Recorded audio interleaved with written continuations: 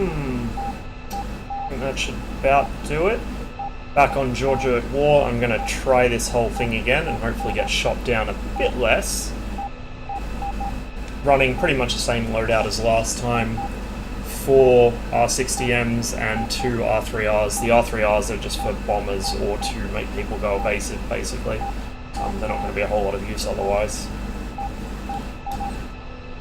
Right, I think I'm more or less set up, and all I should have left to do is weapons. So, I'm going to go ahead and just get this set to right pylon and move off.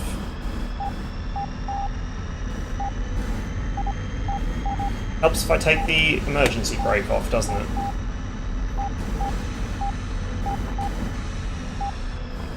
Overlord, forward, 3, 2, request bogey dope.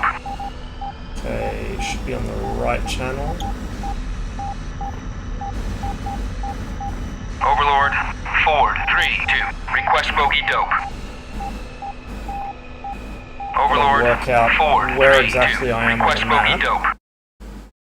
So I think I've spawned... Oh no, I've spawned basically at the same place. Okay.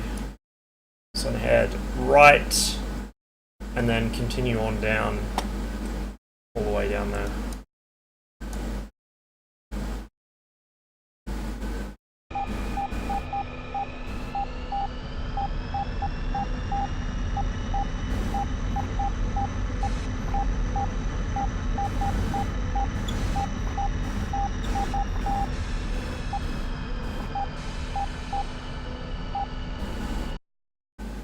Hey Sully!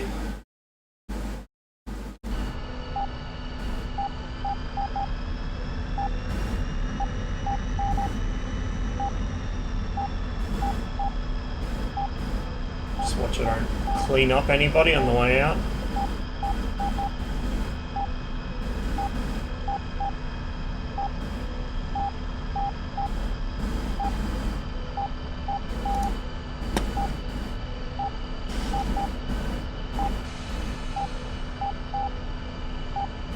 It's just in the sort of pre-dawn light here, so won't be dealing with the dark for very long, which is actually kind of disappointing. I like flying at night. It's terrifying, but I do like it.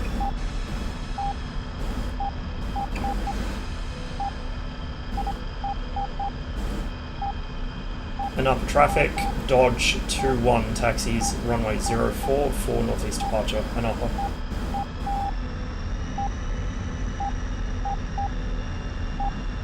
I assume my radio's on. I haven't heard anyone actually speaking, but it should be on.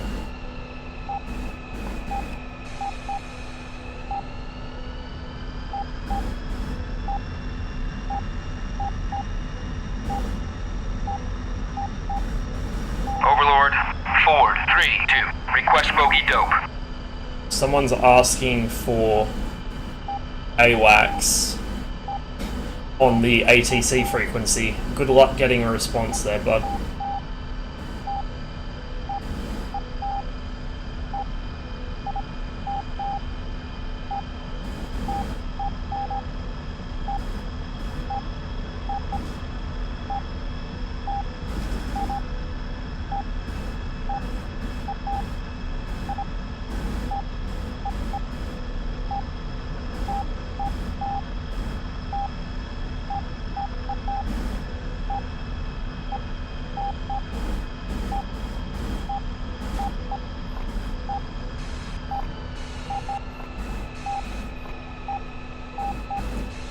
Make sure I'm not going to run into anybody.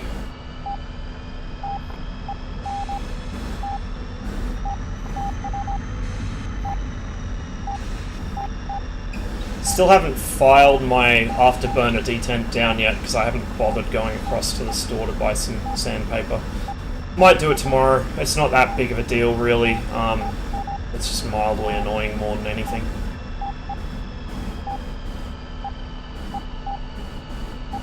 But I have got the curve set up now, so it's actually in the right place, which is nice. For both this and the Vigan, I still need to set it up for everything else. From memory, the Flaming Cliffs 3 aircraft, or at least the MiG-21, had it in the right spot by default, so it should be okay. I have to set it up for the... Well, it depends. If I'm going to fly the Harrier for any extended period, I might as well just take the detent back out, because obviously the Harrier doesn't have afterburners. But failing that, I might just set it up so that the top 25% of the throttle travel doesn't actually do anything. So I won't have to actually use the detent at all. I can just push it up to mil power and it'll be the same as in any other aircraft.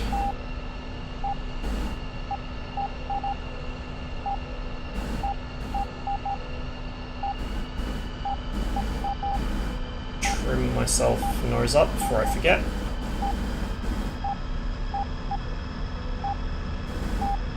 The cockpit lighting in this is absolutely beautiful.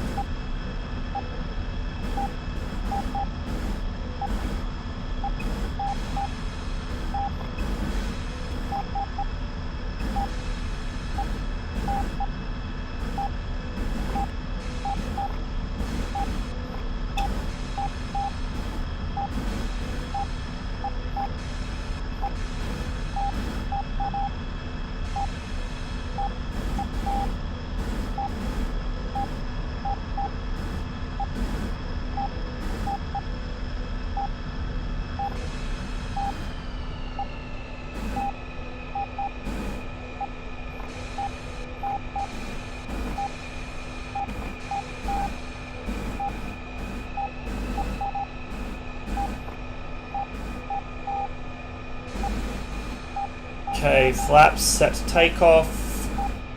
Fuel pumps are good. Engine looks happy. Sticks trimmed. And there's enemy overhead. Got anyone behind me? That F5 maybe? Ooh, what the fuck is wrong with my mirror? Yikes. Or my periscope, rather. In upper traffic, Dodge 21 departs runway 04 northeast. In upper. Maybe that F5's sitting behind me with his fucking landing light on. That might be what's going on there. Either way, it won't be a problem in a sec, because we are about to take off. Ah, yeah, that's exactly what it was. It was the floodlight behind me.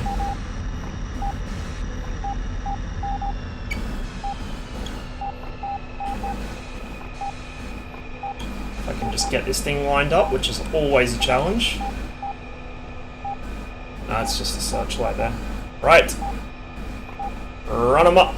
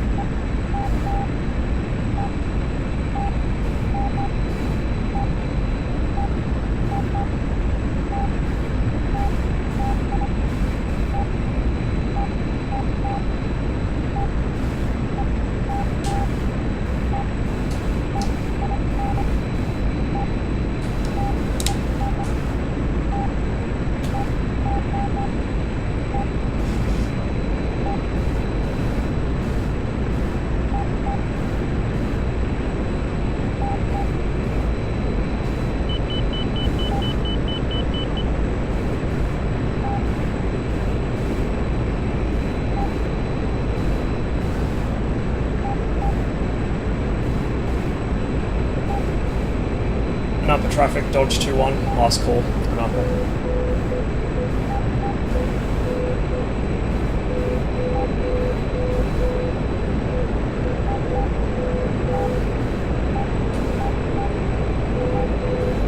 Dodge 21, Overlord, pop-up group 078440 at 1000, cold. Back to mill power. Dodge 21, Overlord, Bra 071 for 130 at 25,000, hot. Dodge 21, Overlord, Bra 089 for 130 at 21,000, flanking. Dodge 21, Overlord, Bra 153 for 17 at 12,000, flanking. I think that might be enemy. Dodge 21, check it Overlord, out. Bra 089 for 120 at 16,000, hot. Dodge 21, Overlord, pop-up group 103 for 80 at 1,500, hot. Dodge 21, Overlord, Bra 102 for 150 at That is enemy. 2,000, hot. Dodge 21, Overlord, pop-up group 072 for 35 at 1,000, cold.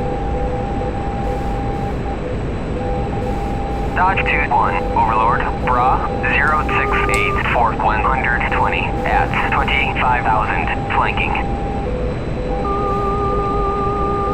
Dodge 21, Overlord, Bra 084 for 120. Oh, that second one was a heater. God damn it. Came off the wrong rail. There he is down there. Overlord, Bra 130 for 8 at 23,000, hot. Dodge 21, Overlord, Bra 067 for 130 at 25,000, cold. Can't see where he went. Oh, Dodge we splashed him. Overlord, Bra 084 for 120 I will be damned. at 16,000, hot. I will be damned. I fucking killed something with an R3R. Dodge 21, Overlord, pop-up group 096 for 80. Okay, no, so that was the second R3R that jumped off. Interesting, because it didn't look like it locked, it just went stupid right away. Overlord, pop-up group 068 for 45 at 1,000, cold. Gonna punch our center line tank, because it's Overlord, empty. Bra 100 for Looks like it's 140 at 22,000, hot. Okay. Dodge 2-1, Overlord, Bra, 068 for 130 at Climb back up at 25,000, mil power. flanking. I'm trying to get into the habit of just taking my feet off the Dodge rudder pedals 2-1, when I'm Overlord, not pop-up group, actively using them. 075 for 45 at 1,000, cold. Simply because of the fact that my rudder pedals are quite Dodge sensitive. 2-1, Overlord, Bra, 088 for 110 at 16,000, hot. Okay. Keep the nose up a bit. Dodge 2-1, Overlord, pop-up group, 103 for 70 at 1,500, hot. Overlord, Dodge 2-1. Request bogey dope. Wait, we didn't? Dodge 2-1, Overlord, Bra, 082 450 at 2,000, cold. It's showing a loss and no aircraft. Dodge 2-1, Overlord, pop-up group, 081 for 110 Maybe a Sam got him? at 3,500, hot. I guess it probably did. It seemed too good to be true, killing something with a fucking R3R like that.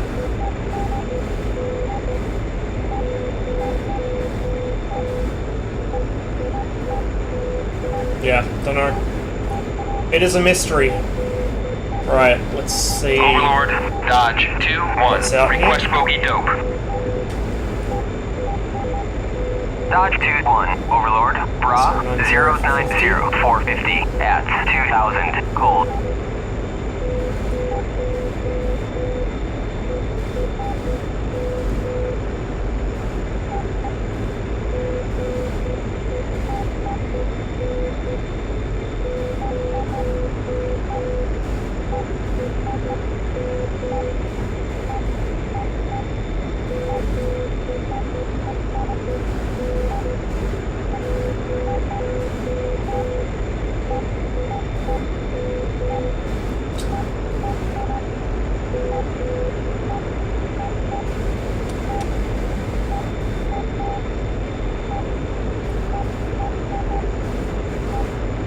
I knew I forgot something.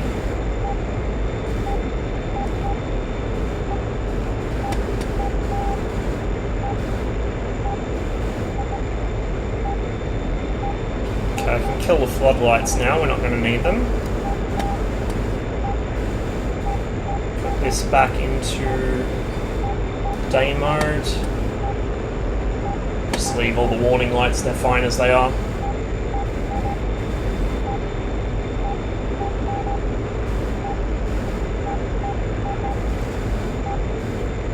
Overlord, Dodge 2-1. Request bogey dope. Dodge 2-1, Overlord, Bra, 092 440 at 2,000, cold.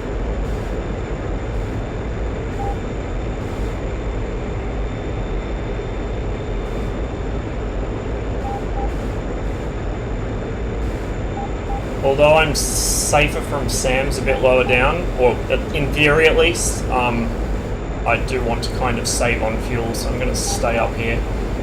About 20,000 feet.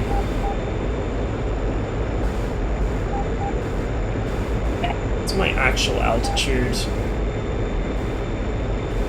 Yeah, just over 5 kilometers. Overlord, So Enfield 2-1. Request picture. 17, 18,000 feet, something like that. Enfield 2-1, Overlord, 6 groups.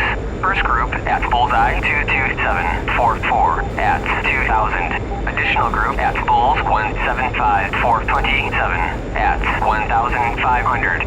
Additional group at Bullseye 086 418 at 23,000. Additional group at Bullseye 074 435 at 17,000. Hey, Tony's on. At Bulls 137 450 at 22,000. Additional group at Bulls 078 450 at 15,000. About 122, maybe.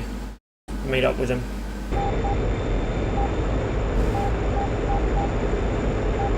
Just do one more quick Overlord, check. Dodge 2-1. Request bogey dope.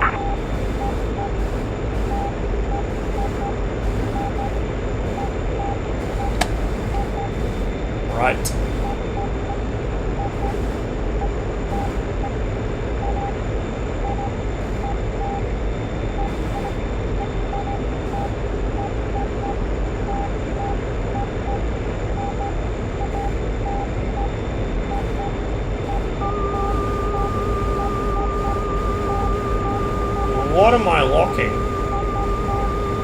Is that an aircraft or is that the sun?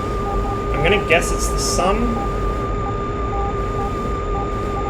Dodge 2-1, Overlord. Well, the reflection of the sun off the clouds, I should say. 450 at 17,000 knots.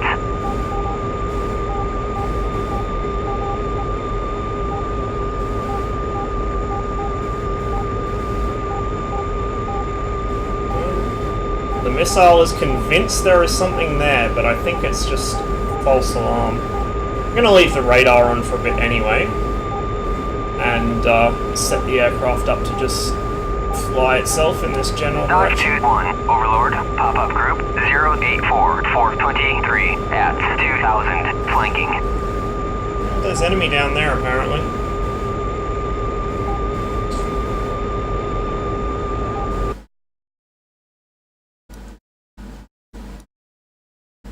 Ah, we're heading, yeah, we're gonna meet up pretty much Dodge right on 2-1, top of 20. Overlord, Bra, 1, So I might just provide an escort for him, maybe. 22,000 knots.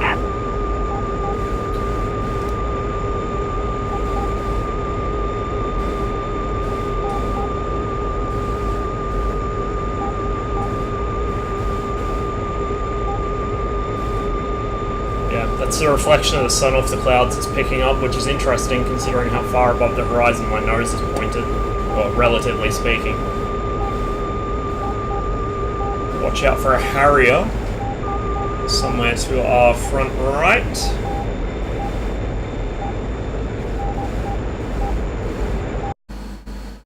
Pretty much right over him. What altitude's he at? 20,000. Slightly above us, actually.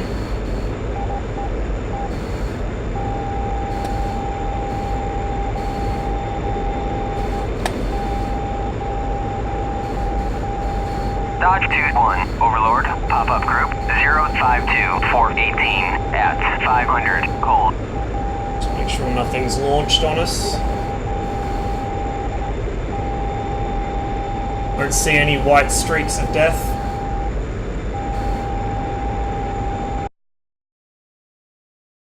Dodge 2-1, Overlord, pop-up group 092-450 at 1,000, flanking.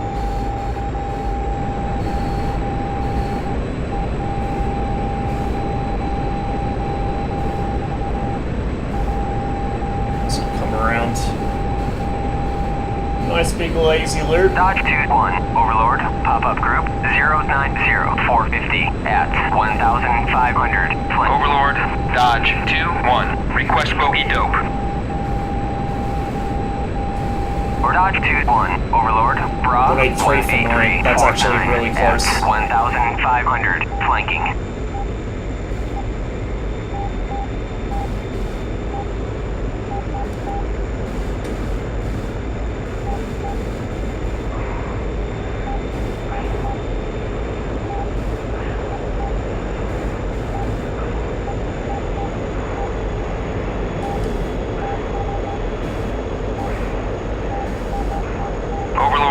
Dodge 2-1, request bogey dope. Dodge 2-1, Overlord, Bra 19449 at 1,500, flanking.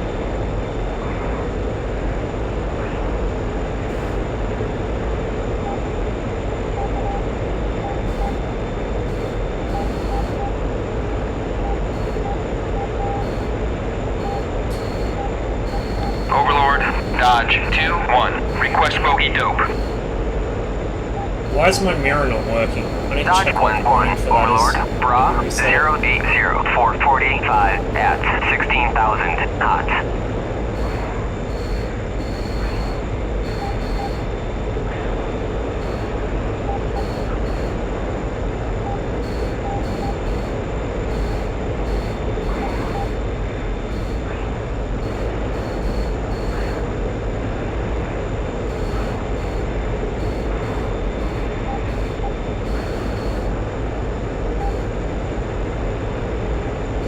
Nothing? No launches?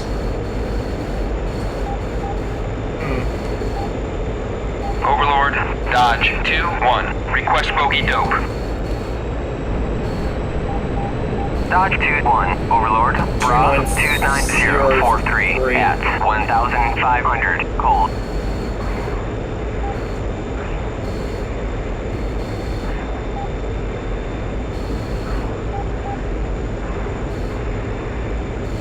Come on, let's see. It's a friendly, that'll probably be Tawny. If he's within 3 miles, he's gonna be pretty much in the clutter. I'm not gonna see him. Overlord, Dodge 1-1. Request bogey dope. Still Dodge getting 1-1, to... Overlord, Bra 078429. Overlord, Dodge 2-1. Request bogey dope. I'm still getting used to trying to use all the different sensors in the aircraft to find stuff. Because you really do have to use everything to figure out where the enemy is. Overlord, Dodge 1-1. Request bogey dope.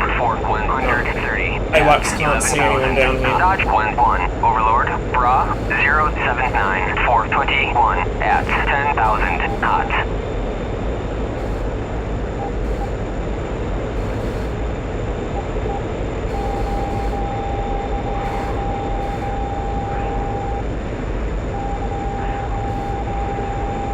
And of course the SPO-10 only tells you you're being locked, it won't tell you which direction you're being locked from, which is incredibly helpful.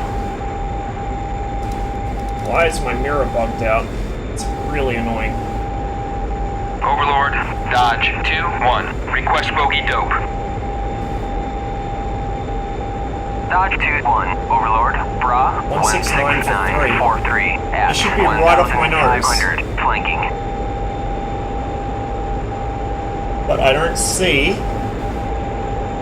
anything. It must be a helicopter. Dodge 2-1, Overlord, pop-up group 227-417 at 4,000. Yeah, I'm going to assume that's a helicopter and therefore not a threat. Dodge 2-1, Overlord, pop-up group 310-435 at 1,000, flanking.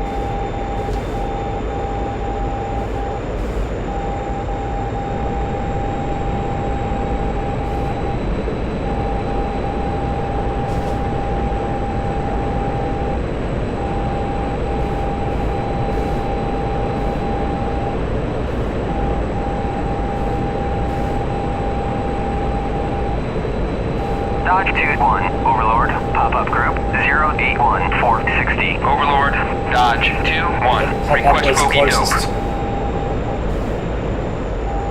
Dodge 2-1, Overlord, Bra 253-416 at 22,000, cold. It calls them low and then it calls them high. That's the problem.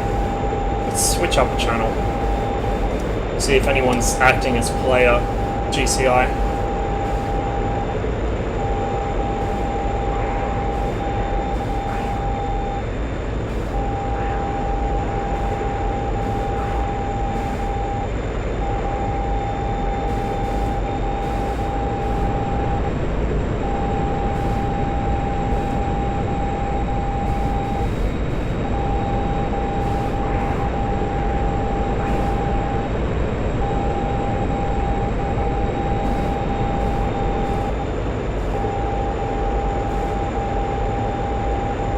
Doesn't sound like it. I mean, I could just call them, but I don't know who I'd be talking to, so...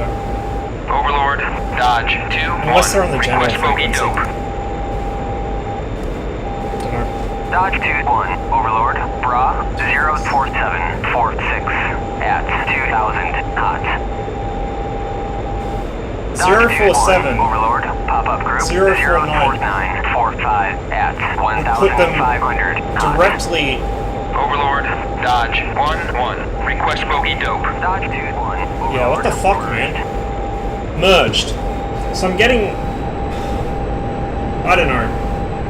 I can't see them real well against the ground. And I can't see them on a radar because they're too close. And I'm too low. Dodge 2-1, Overlord, Bra 272-424 at 12,000 knots.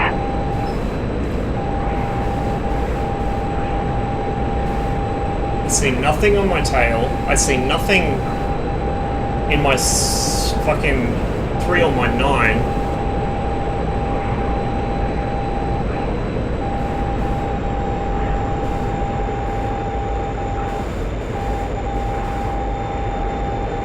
Dodge 2-1, Overlord, Bra 3-1. Overlord, Dodge 2-1. Request bogey dope.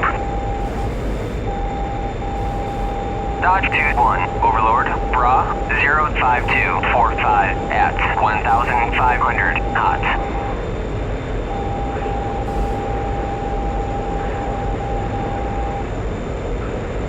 Put it in real low altitude mode, maybe that'll help, but I doubt it.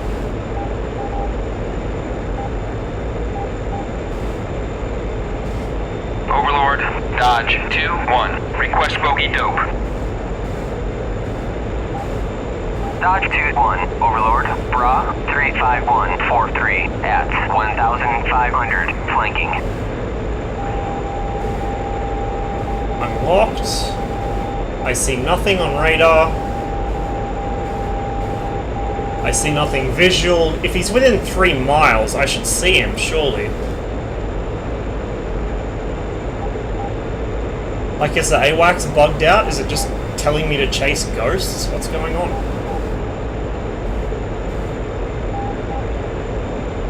If there was something here, surely it would have fucking shot me down by now, right?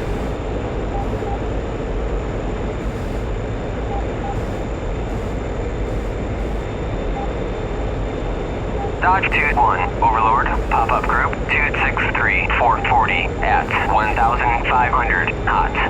Well, it doesn't matter because I need to RTB now anyway. Where even am I? Oh, I'm partway back to base. Okay.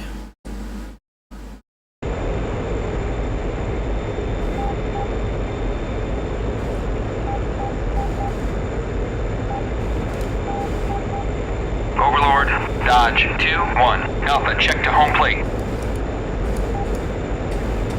Dodge 2-1, Overlord, home plate at bullseye 232-450. Ah yes, he gives it in bullseyes. Excellent.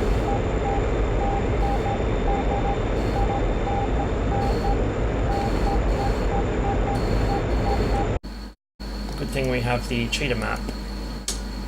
I'm gonna fly 284.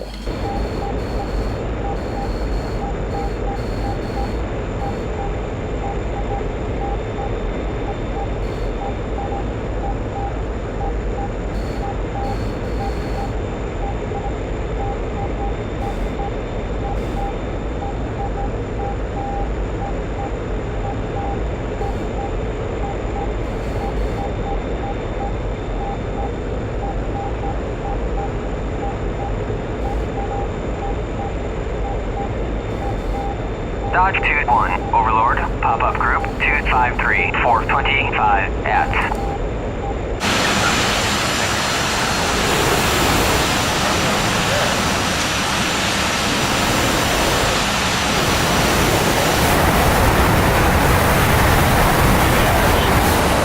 And I still have my nav lights on. Good shit.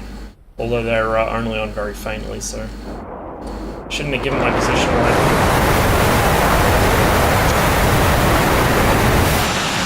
Get some nice screenshots.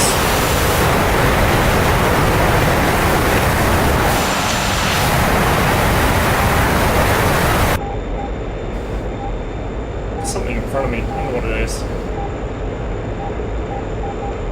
That would be a friendly.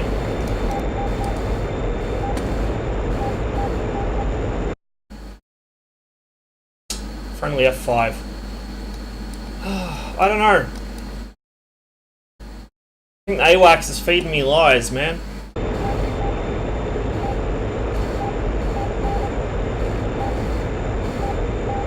Radio volume is all the way up, I think.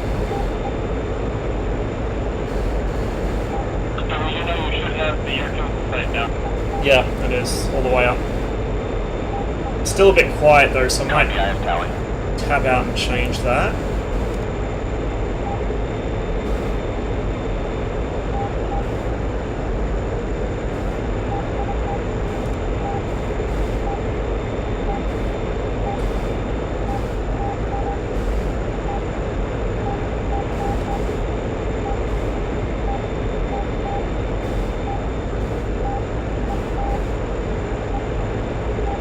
Going straight to final approach. Please clear the airfield. as far as I can tell. I think you're good.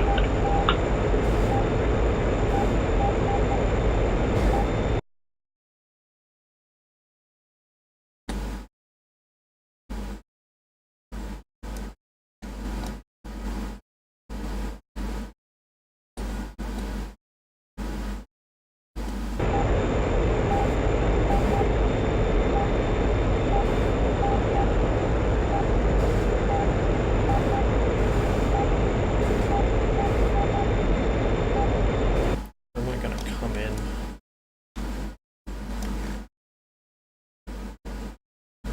Enter on the crosswind for runway 04.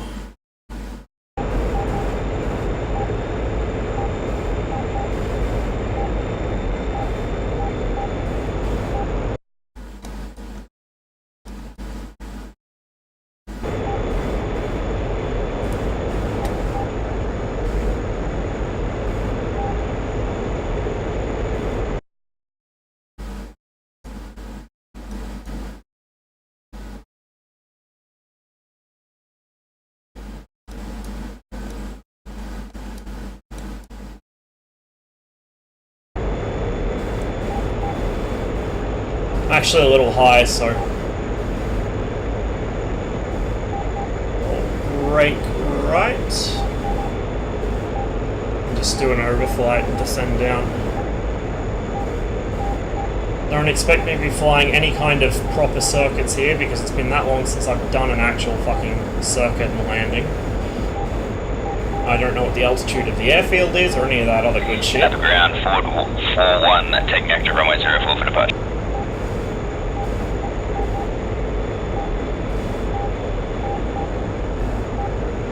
Actually, I don't have the fuel to fuck around with this.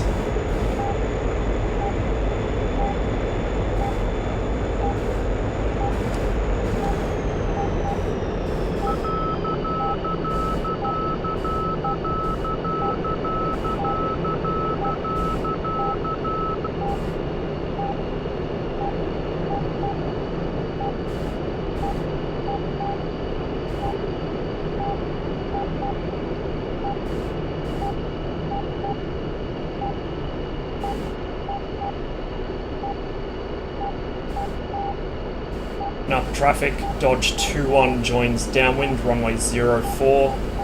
Fuel's critical, so I've got to come in as soon as possible. Napa traffic, forward 41, clear of active runway.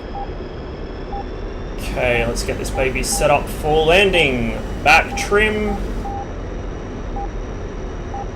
Pop the flaps. Get our gear down.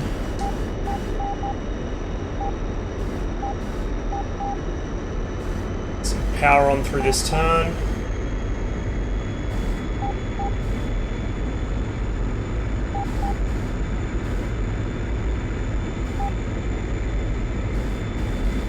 Upper traffic, Dodge 21 turns base, runway 04. Full stop and upper.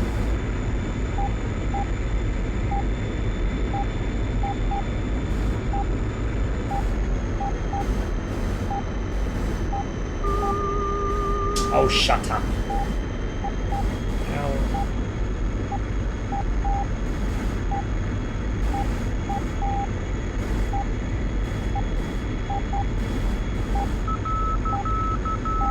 Upper traffic, Dodge 21 final.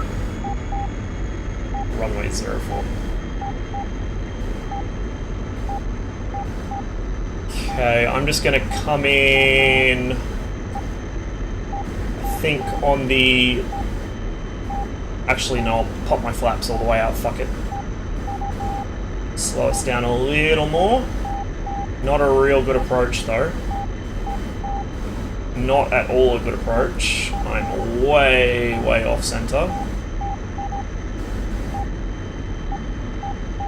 This might be a bit messy. Might be a bit messy.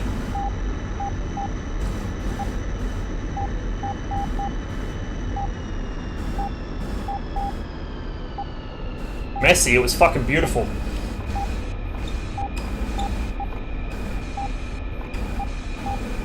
Still off center line though, because I'm coming in fucking cockeyed. My aircraft is side-slipping something fierce to the right, and I do not know why it wants to do that. I guess now it's because it shoots out, but...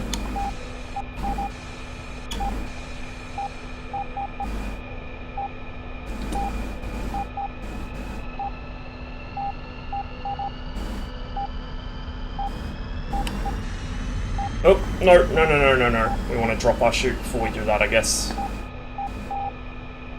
Parachute really fucks up your ground handling.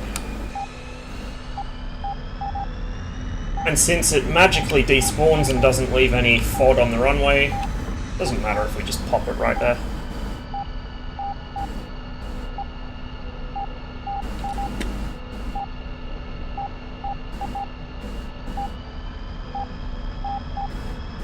Probably didn't even need the chute, to be honest. I could have just let that roll out, but I felt like I was coming in a bit long there, so I thought I'd better not risk it.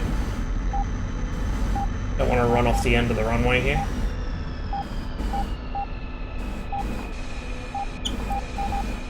Speaking of which, I better slow myself down a bit. Slow my roll.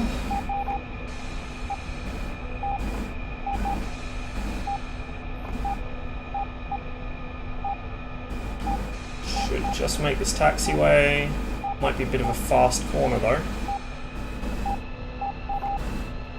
No, we're good. Enough traffic dodge 2-1 clear of all actives and upper.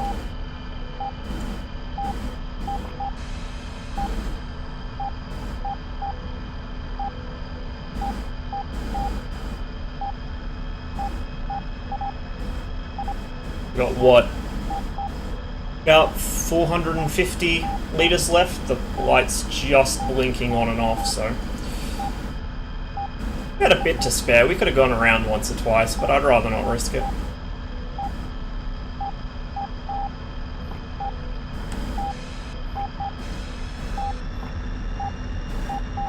So we didn't kill anything, but we also didn't get killed and didn't fuck up the landing. So that's a win in my book.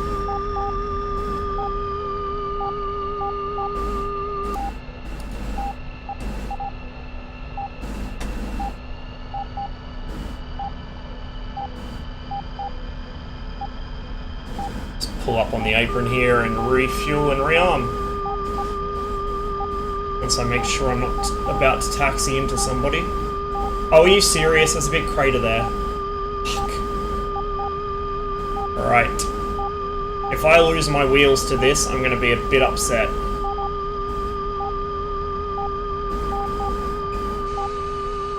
Try and edge our way around it, but I'm not gonna hold my breath. Oof, just made it. It might not look like much, but I tried to taxi across a crater like that once before, and it didn't end well.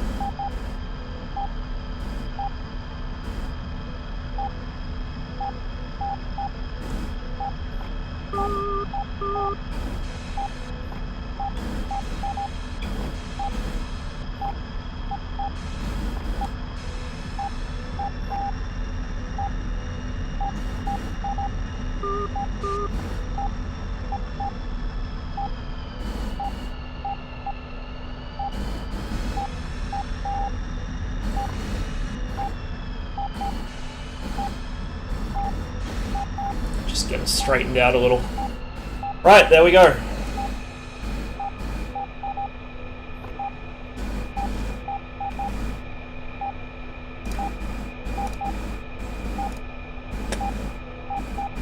Same loadout as before. Request rearming. Oh, fuck. Copy. Forgot to actually change my fuel state. There we go, that's what Request we want. refueling.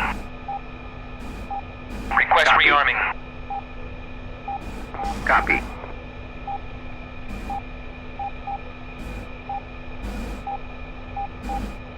Let's take a look at what's going on while we're here.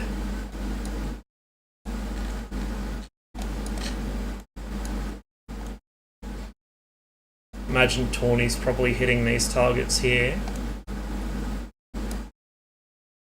Rearming. Rearming complete. obviously aircraft up to the northeast of Krasnodar, so I might head up that way next, maybe?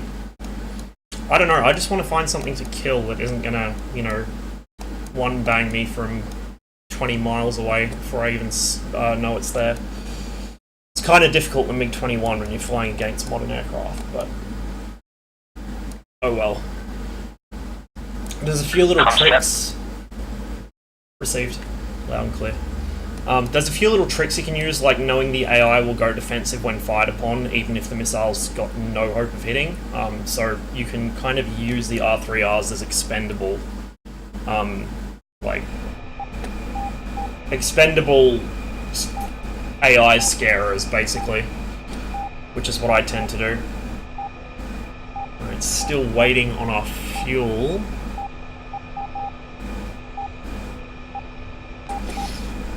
Not sure if they actually accepted the second request. So we'll just put in another. Request refueling. Because, you know, why not spam the ground crew? Request rearming. Copy.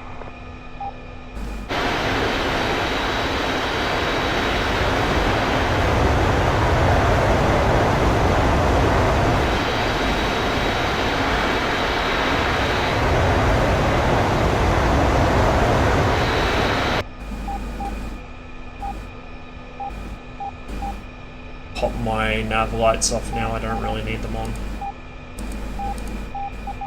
Refueling complete.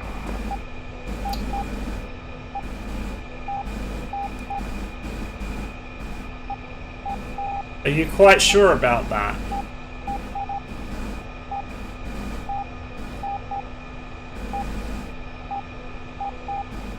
Not sure if the fuel gauge does it. Ah, yeah, it doesn't, I guess. Ah, okay, right. We're gonna have to do this the hard way. So if I've got a belly tank and I'm full on fuel, I should be sitting at just under Rearming complete. just under 4,000 litres, I think. So around there somewhere. I'll just double check. It should show. No, it doesn't.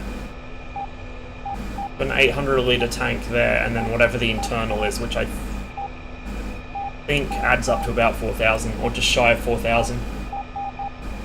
Either way, we might get an unpleasant surprise on this flight.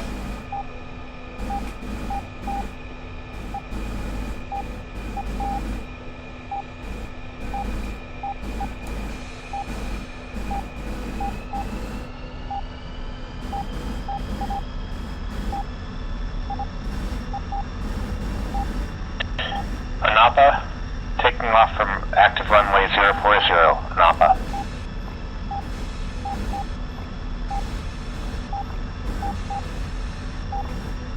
Hey guys, let's be dickheads and totally show him up. Anapa traffic, Dodge 21, taxis to runway 04 for departure to the northeast, Anapa.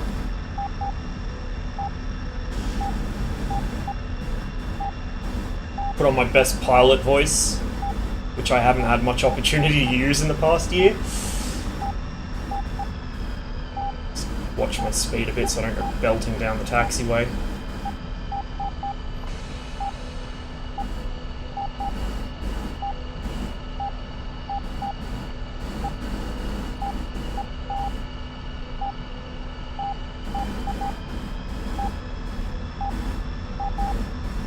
Oh, enemy overhead again.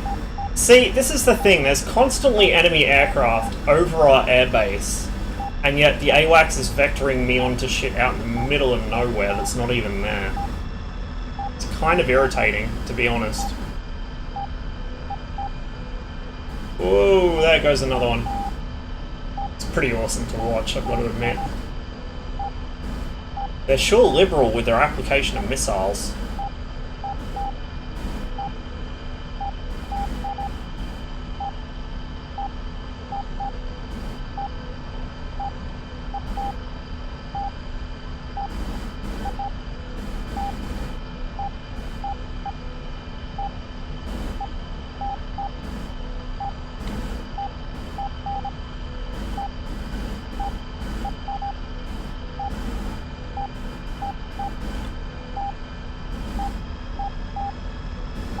See the Hornets sitting on top of the scores there for aircraft kills, no big surprise. They're a little more capable than I am in this thing.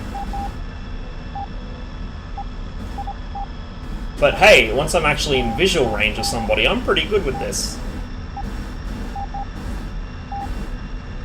It's just a case of getting there, that's the problem. Which is why you kind of need a good GCI.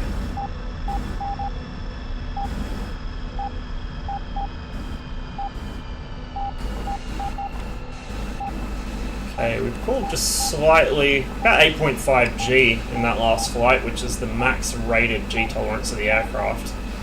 But the wings are still attached, so obviously it's fine. I might, as I'm taxiing, just reset that.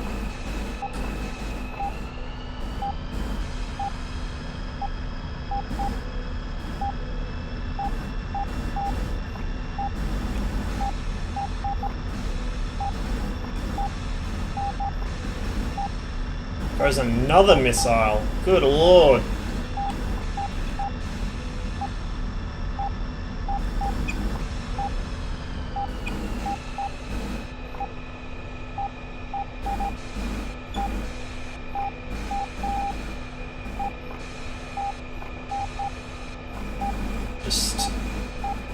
Okay, that thing was at neutral trim. We'll bring it back.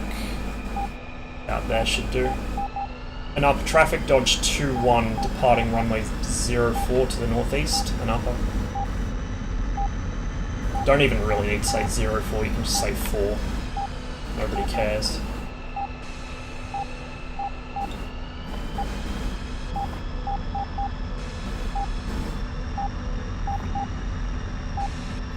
But you tend to develop habits after a while, and that's one of mine. Okay, we're kind of sort of lined up. Flaps are set. Trimmed nose up. Everything is on that should be, except our weapons. I'll deal with that once we're airborne. Looks like we are good.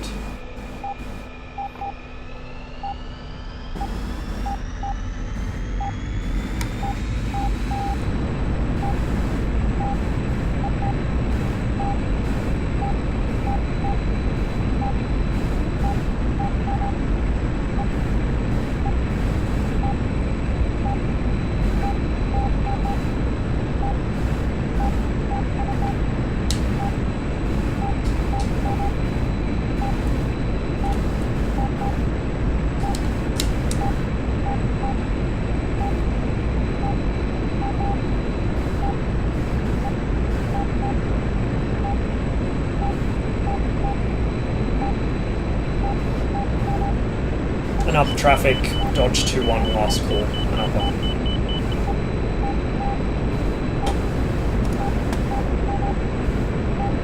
Overlord, dodge 2-1, request bogey dope. Dodge 2-1, Overlord, bra 099 425 at 9,000 knots.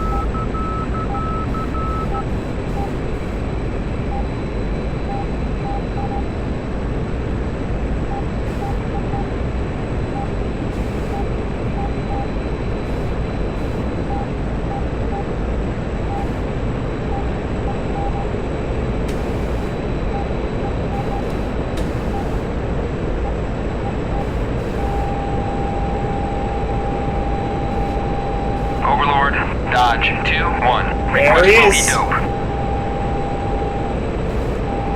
Dodge 2-1. Overlord. Bra 104 414 at 9,000 knots.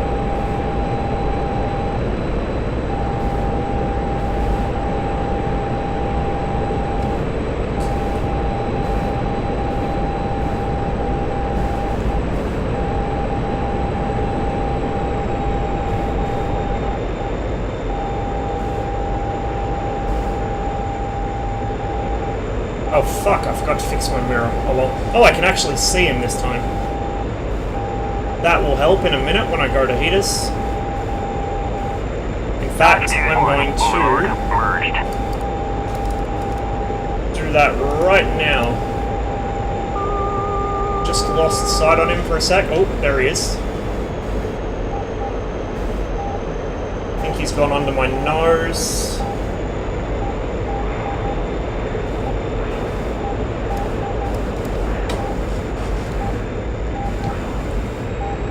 Overlord, Dodge 2-1. Request bogey dope. 2 Dodge 2-1. Overlord, Bra 26045 at 3000. Cold.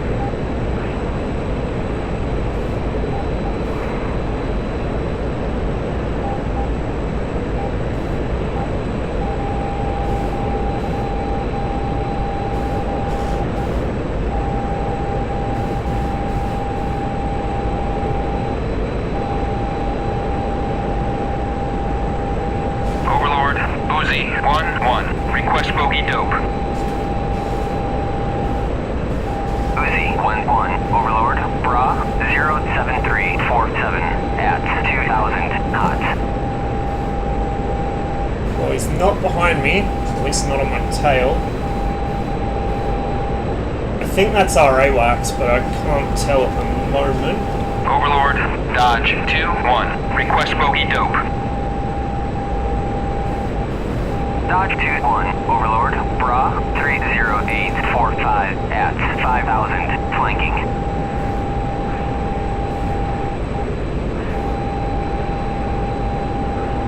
Dodge 2-1. Overlord, pop-up group 119450 at 2500 knots. Oh, I see him. Right there. Dodge 2-1. Overlord, pop-up group 29641 at 500 knots.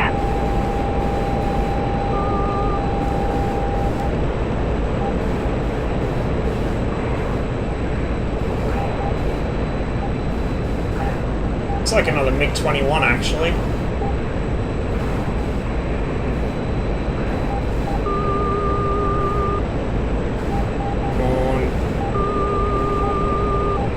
Overlord, Uzi 1-1. Request bogey dope.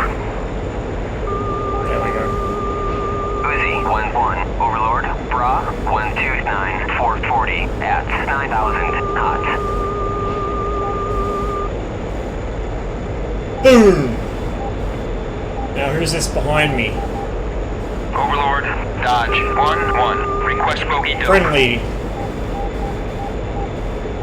Dodge 1-1. Overlord, Bra 24447. Might be that Hornet I saw. Cold. But he is definitely a friend, so we are going to leave him alone. And get some altitude. Overlord, Uzi 1-2. Request bogey dope.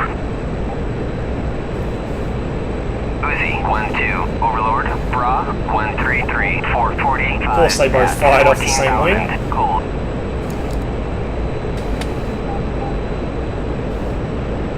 So I didn't switch pylons between shots, which I probably should have done to keep the aircraft balanced out, but oh well. Overlord, Dodge 2-1. Request bogey dope. Back to mill.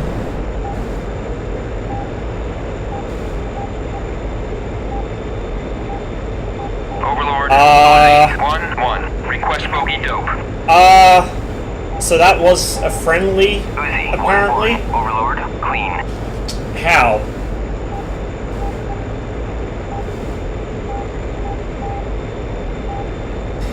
God damn it. Overlord, Dodge 2-1. Request bogey dope. Dodge 2-1. Overlord, clean.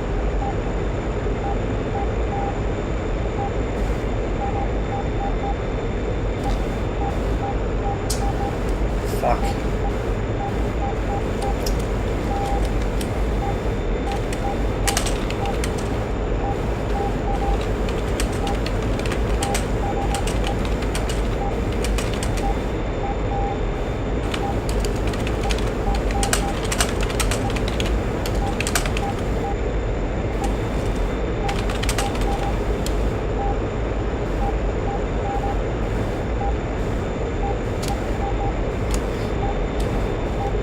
Quality stream.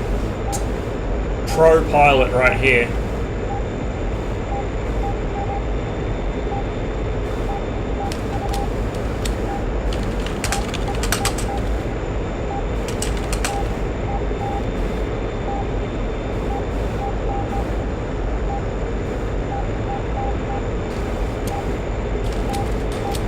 We actually have another 21 up.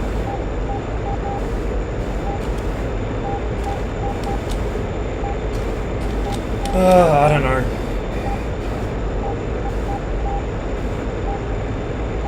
Overlord, Dodge 2-1. Request bogey dope.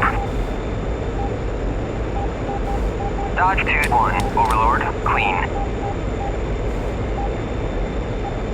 Where am I even headed?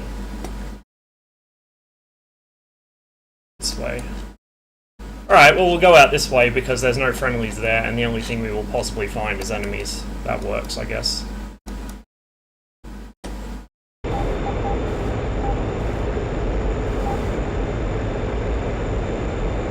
And then what's our nearest friendly airbase? Do we have a nearby friendly airbase? That's a good question because I might not have the fuel to do this. Might come down at Crimson.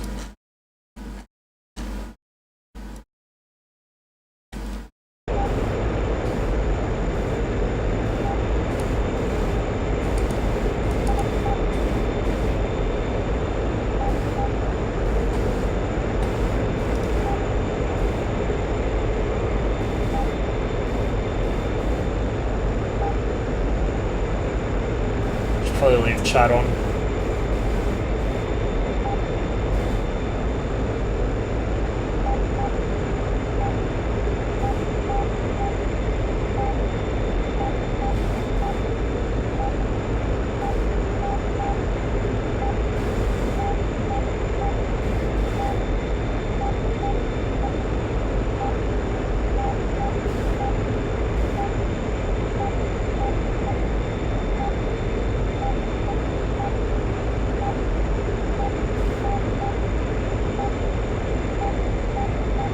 I feel like this is kind of the problem as well with having, like, Overlord, pop-up group. I know why Georgia at War has mixed red and blue for aircraft, it's so that everyone can fly regardless of what aircraft they actually own.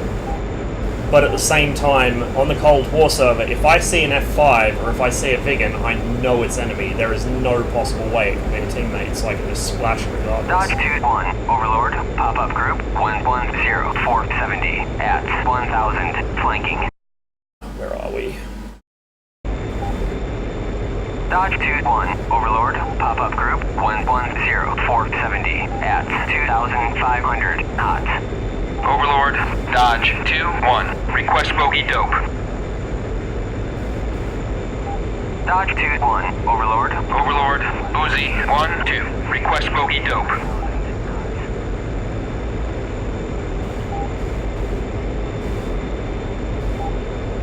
Overlord, Uzi 1-2, request bogey dope.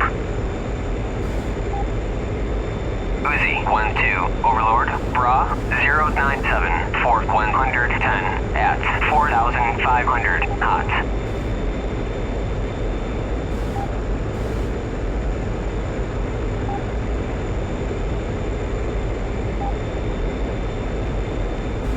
Dodge 2-1, Overlord, pop-up group 113460 at 2000, hot.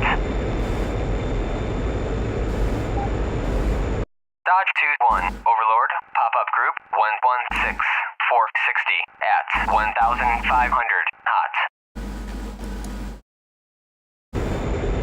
Dodge 2-1, Overlord, pop-up group 114460 at 3000, hot.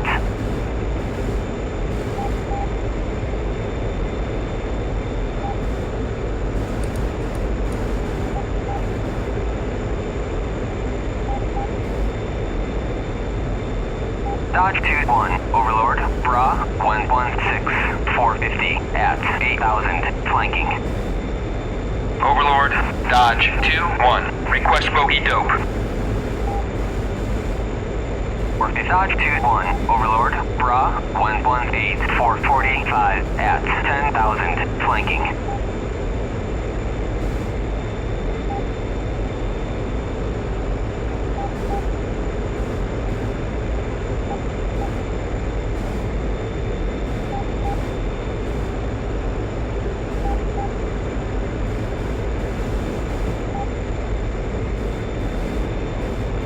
Only got heaters left, so I'm gonna have to make the most of it.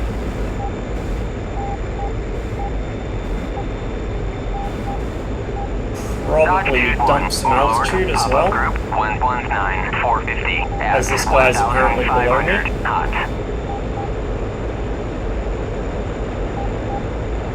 Dodge 21, Overlord, Bra 105, 490 at 7,000. Overlord, Dodge 2-1. Request bogey dope. Dodge 21, Overlord, Bra 130, 430 at 15,000 knots.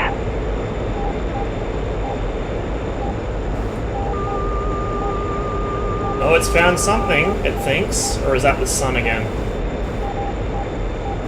Dodge 21, Overlord, Bra 105, 480 at 8,000 knots. Whatever it is, the radar doesn't see it. Overlord, Dodge 2-1. Request bogey dope. Dodge 21, Overlord, Bra 133, 421 at 16,000 knots. So he should be above me somewhere?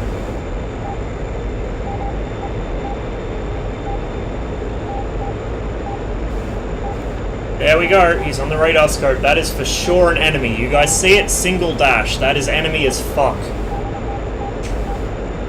I hope that... Oh, shit. I hope they're actually on the same IFF codes as me, because that might be why I'm getting... No, surely it wouldn't matter. Okay, Interburner. There's two of them up there, I think. Watch for launches, because I am also locked.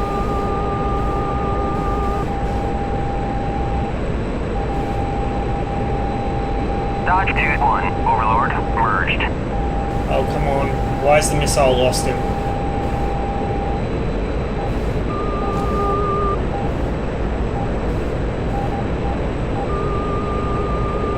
Overlord, Second one. Uzi 1-2. Request bogey dope. Uzi 1-2, Overlord, Bra 101, 445 at 23,000 knots. Where'd this guy go? Should be off my nose somewhere. Dodge 21, Overlord, Dodge 2-1. Request bogey dope. Dodge 21, Overlord, Bra 212, 43 at 12,000 cold. I know where he is. Where's this other guy in front of me?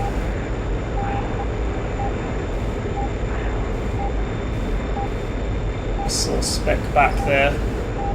Might be the wingman.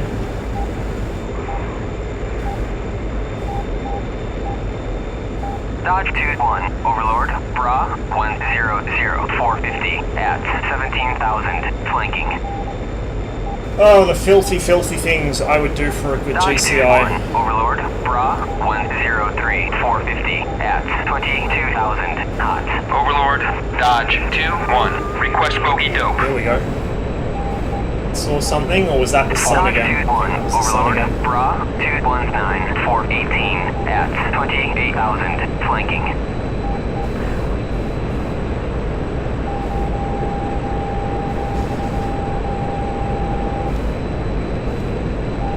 That's friendly above me. So where the fuck did that enemy go? Did someone splash him?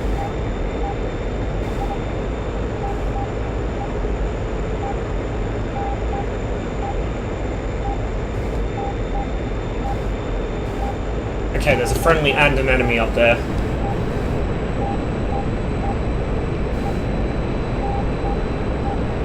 I don't know if they're... Well... No, maybe the IFF codes are wrong, because surely if there was a friendly and an enemy that close to each other, I'd see some signs they're engaging each other.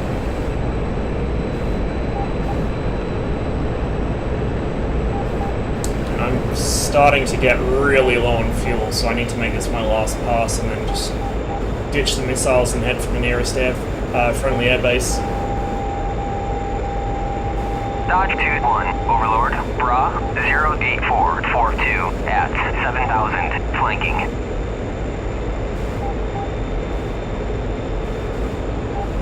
Where the fuck did he go? There.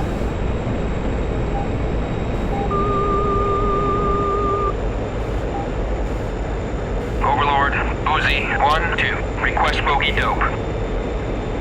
Lost him again. Uzi 1-2. Overlord. Bra 0 fire. 413 at 28,000 hot.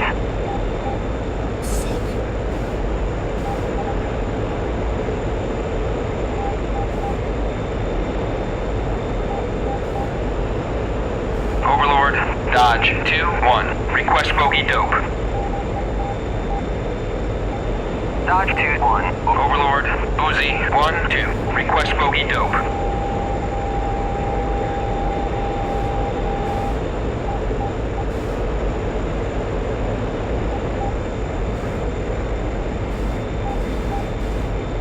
I don't have the fuel for this.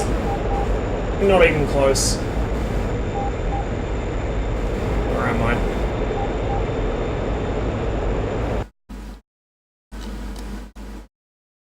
Okay. Oh! Tawny's down there.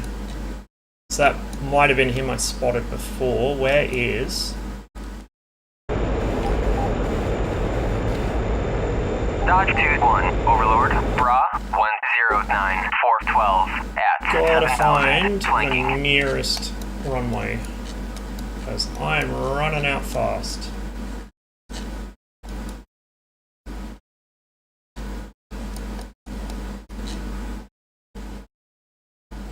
I think it's gonna be Krimsk.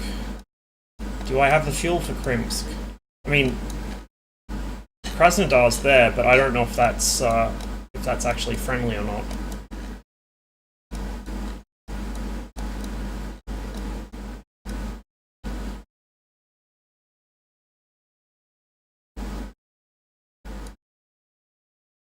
No, there's no way I have fuel for Krimsk. We're going to Krasnodar.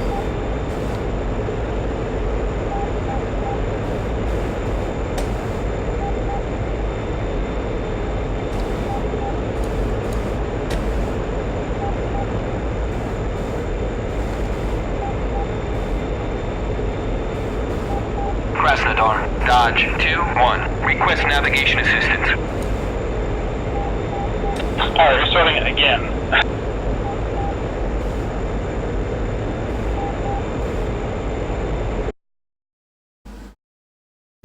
Oh, we're right near it. Good. Good, good.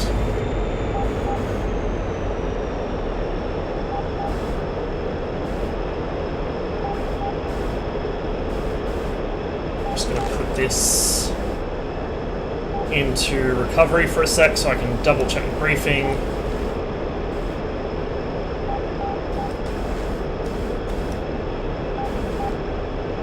Yeah. We'll go for center rather than Pashkovsky,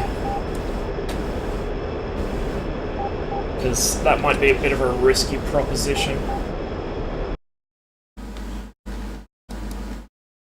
Center's quite short, but we should make it. What runway is that? 0... Oh, wait. 09, yeah. Of course it is, it's facing east. I'm an idiot.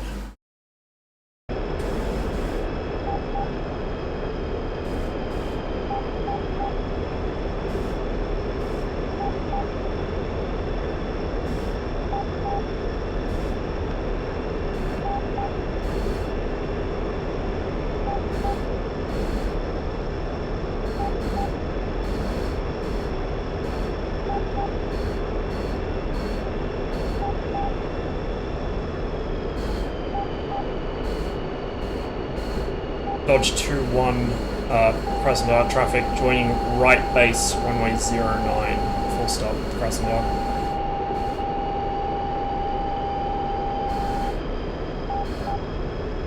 Probably called center. Doesn't matter, I don't think there's anyone else stupid enough to land this close to the fight.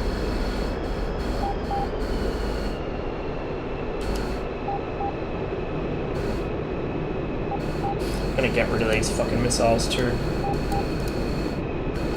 If it will let me. No, it won't. Good shit.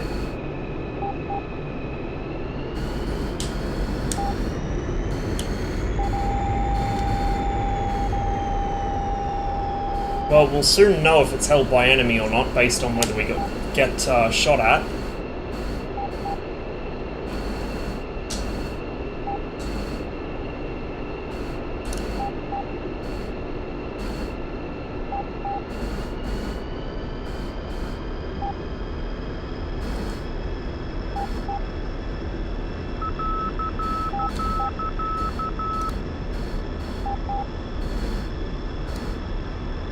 Yeah, I can't...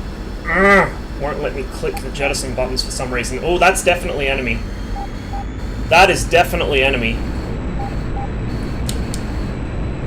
We're gonna have to figure out something else.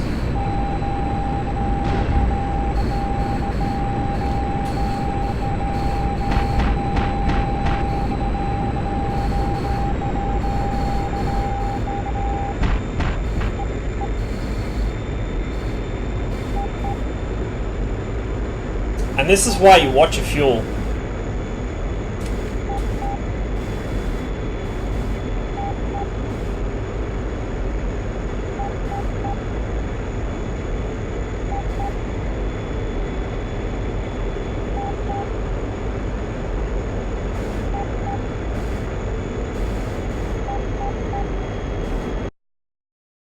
Don't really have a whole lot of options here.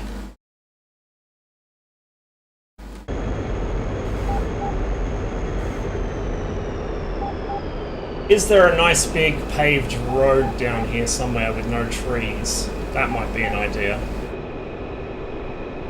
Oh, yeah, look, there's one right there. God, this is going to be such a bad idea. But we're going to try it anyway.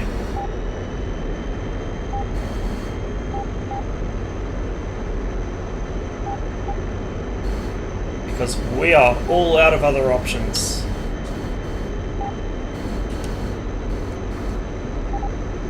Dragon 1-1, are you at Napa? Yes, indeed. You're not showing up on my F10. I'm right on Bravo, right, straight across from where you're taxiing. That doesn't look all that long once you get down this end of it. Oh well.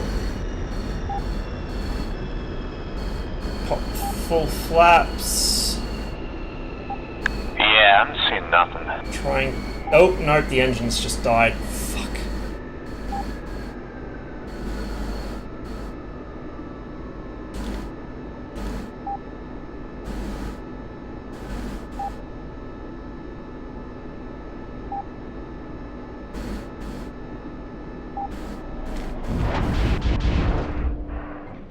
Didn't work the way I planned. Did not go as planned at all.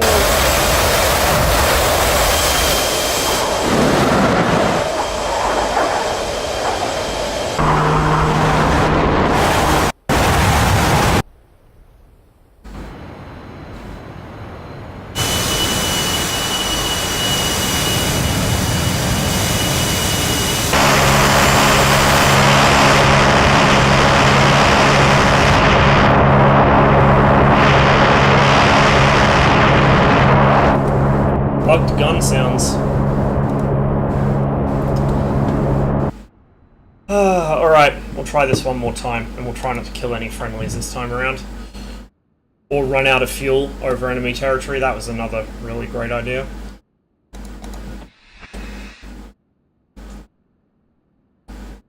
Okay. Pop that on. Load out before I forget.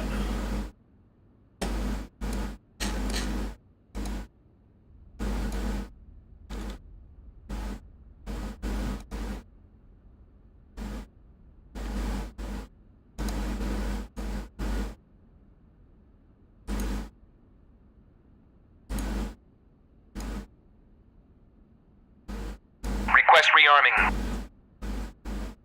Copy.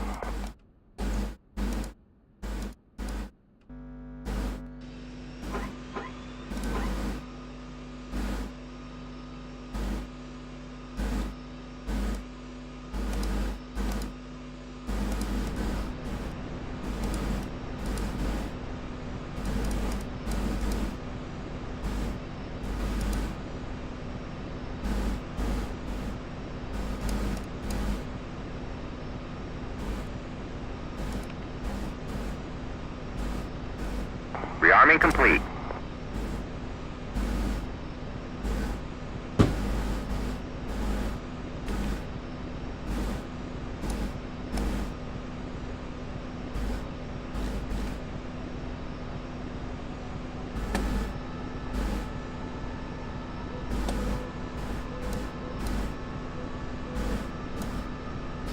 Yeah, see, I don't have the precision to actually hit the fucking jettison button, it looks like, which is really irritating. It's only the cover. I might need to check the integrity of my files or something, I guess. Maybe there's something corrupted there. So I should be able to hit that button with the cover down. Okay, all of that is set up. Turn the volume up on the radio. Leave it on channel 0. Get the IFF and the SPO working.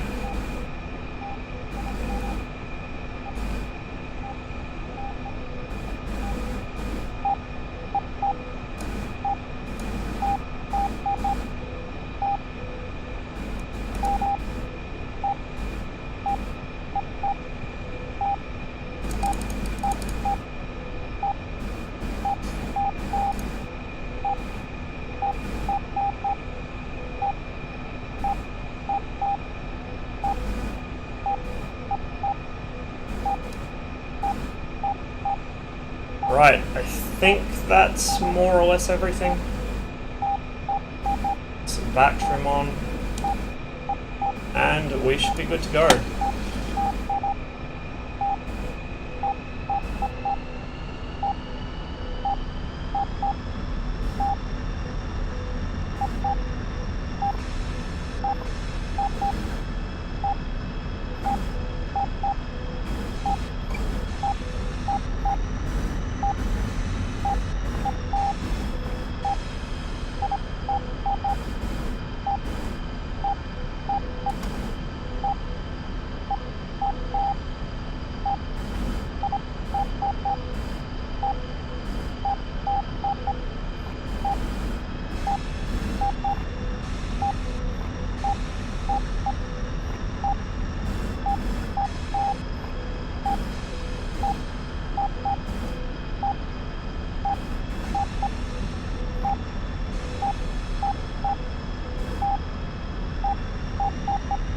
Enough traffic, Dodge 21 taxis, runway 04 for northeast departure. Enough one.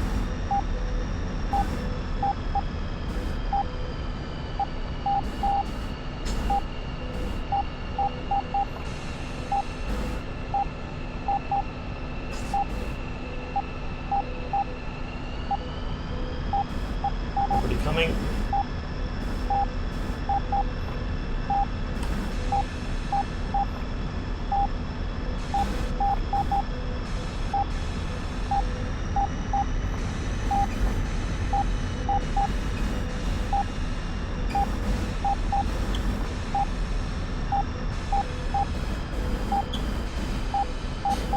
Try and get G-Man in here sometime, because he flies the MiG-21 quite a bit. I can just fly as his wingman and let him handle whether what we pointed at is friendly or enemy and where we're going and so on, because he knows his server a lot better than I do.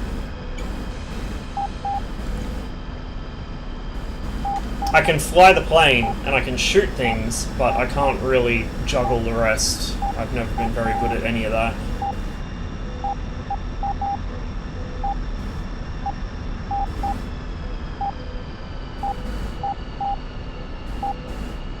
Oh, I've got to sort that mirror out as well before I take off.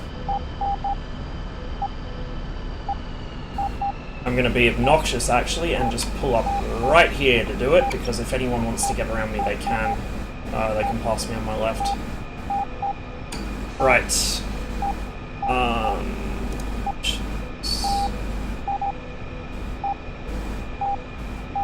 Mirror. Okay, it's not on here. Just controls.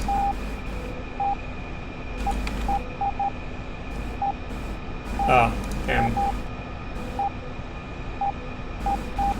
Is not working. Fuck.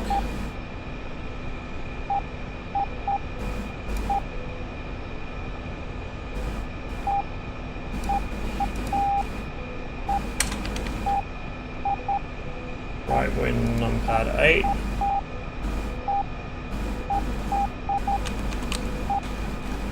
Nope. It's not working. Who knows why? It might be maybe like a server setting or something, I don't know, or I might have broken it somehow. I'll have to double check by flying something in single player. Because I think the server settings on here override your own settings, because normally I have the easy mode for the Pipper turned off, so it doesn't move when you block someone with a heater. But it does on this server. I think that's like a server-side difficulty setting. So maybe they've done the same thing with the rear view mirror, or the periscope, who knows. Kind of irritating either way, because I do use that quite a lot to try and check my tail. And you really need it in this aircraft because you cannot see behind you at all. It's not always practical to snake around to check your 6.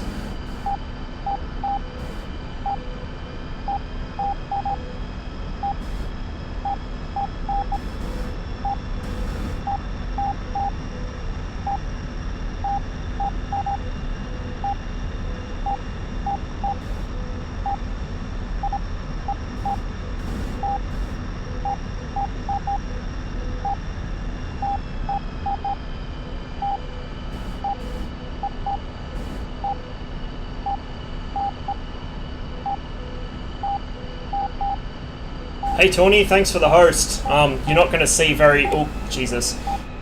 You're not going to see very good flying, unfortunately. Having a bit of a tilt tonight, but I'll see what I can do.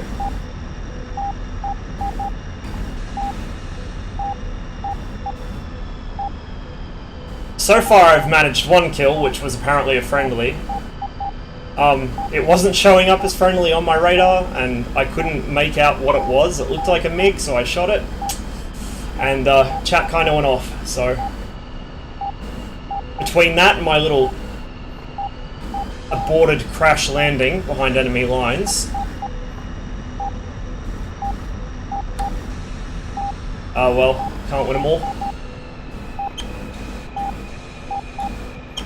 Saw Nuts had a bit of a near miss on the runway earlier, so it's not just me at least. Yeah, I got SRS running. I'm not hearing a lot though, like people don't seem very talkative. Maybe I'm on the wrong channel.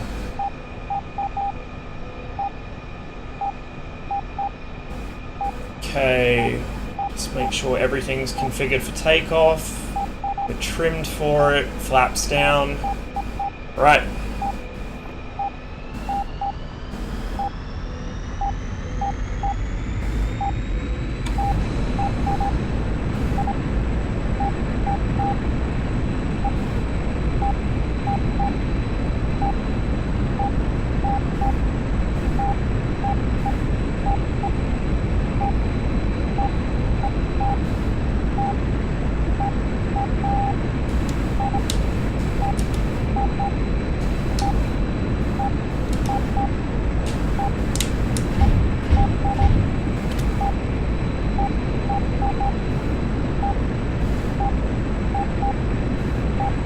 Yeah, I'm on ATC right now.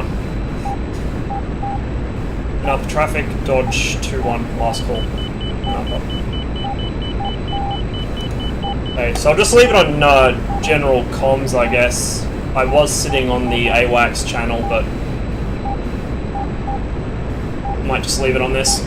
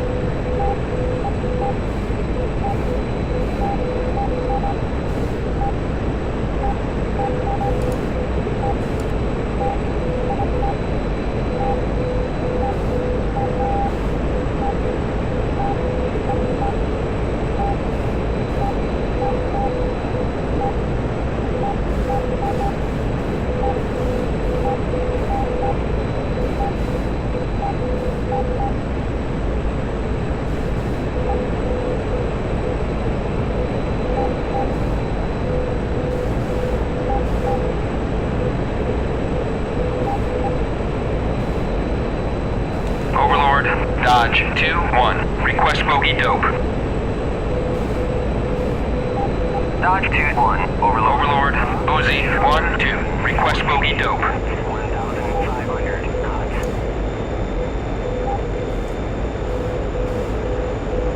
Alright, man, have a good day at work. To what extent you can, I suppose, and I will catch you when I catch you. Thanks again for the host.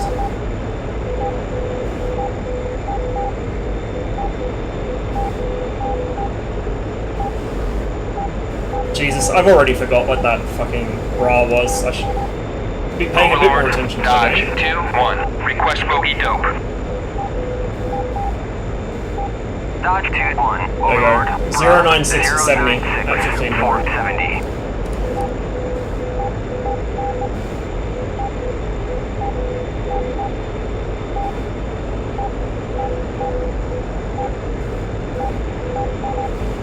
Get rid of that centerline tank.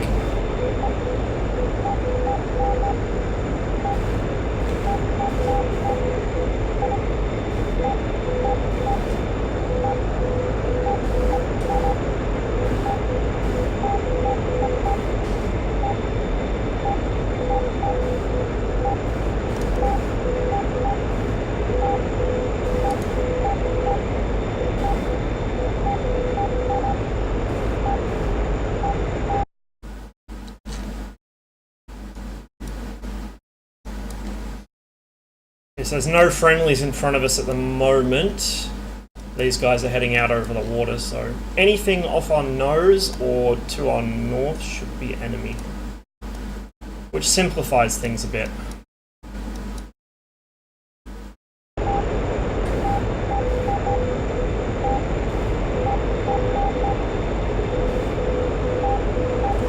Overlord, Dodge 2-1, request bogey dope.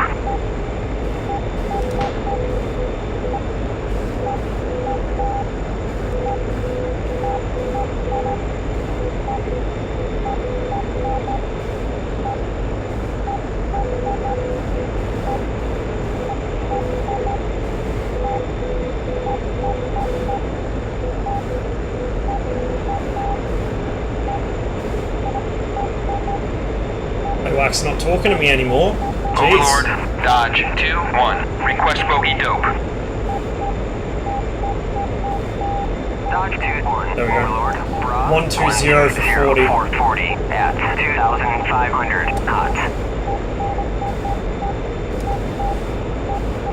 Overlord, Dodge 1-1, request bogey dope.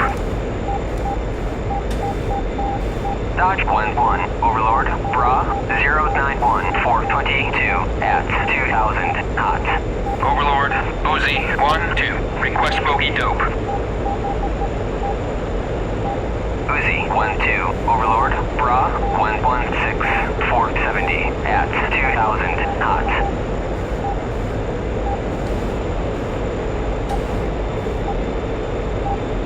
Overlord, Dodge 1-1, request bogey dope. Dodge 1-1, Overlord, Bra 093 413 at 1,000 knots. Overlord, Dodge 2-1, request bogey dope. Dodge 2-1, Overlord, Bra 129 423 at 1,500 knots.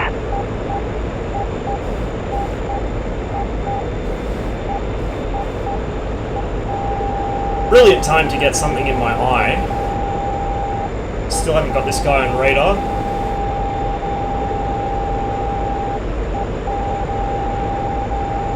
Here you can see one of the wonders of the MiG-21 in action. My RWR will only tell me that someone's locking me. It will not tell me where from or what is actually locking me. Overlord, Dodge 2-1, request bogey dope. Group Dodge 2-1, Overlord, Bra 139 413 at 1,500, flanking. Still nothing on the radar. Right. In that case, let's go to heaters, just in case something pops up right in front of us.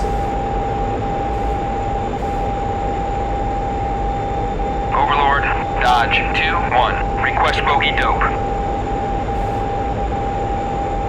Dodge 2-1. Overlord. Bra 16946 at 2000. Flanking.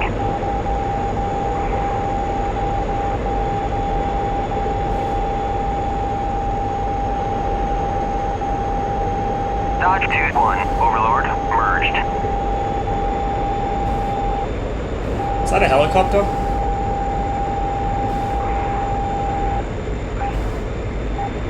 Never had him on radar. Can't see any specs. I feel like it's a helicopter hugging the trees or something, in which case I've got very little chance of actually seeing him.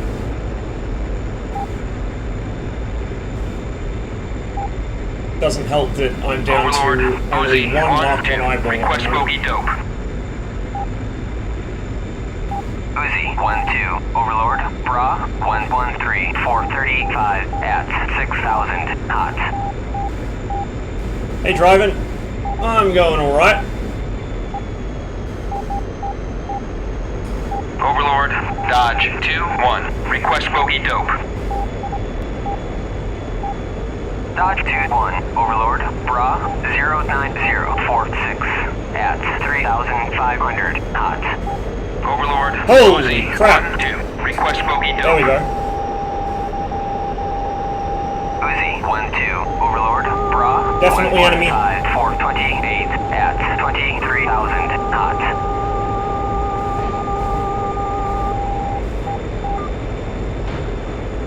Shit, I just took a hit. And I'm burning.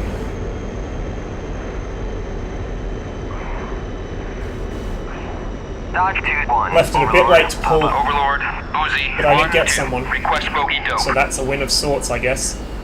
But another enemy aircraft very close off my nose. 118-420 at We'll see if we can get off a bit of a fuck you here.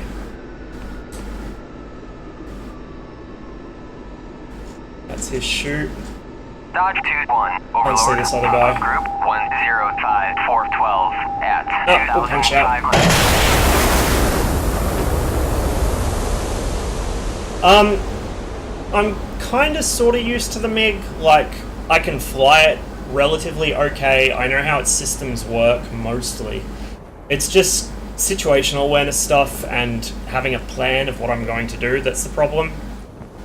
Because I am not very good at thinking more than about a minute ahead of where I am. Not when I'm playing DCS, anyway.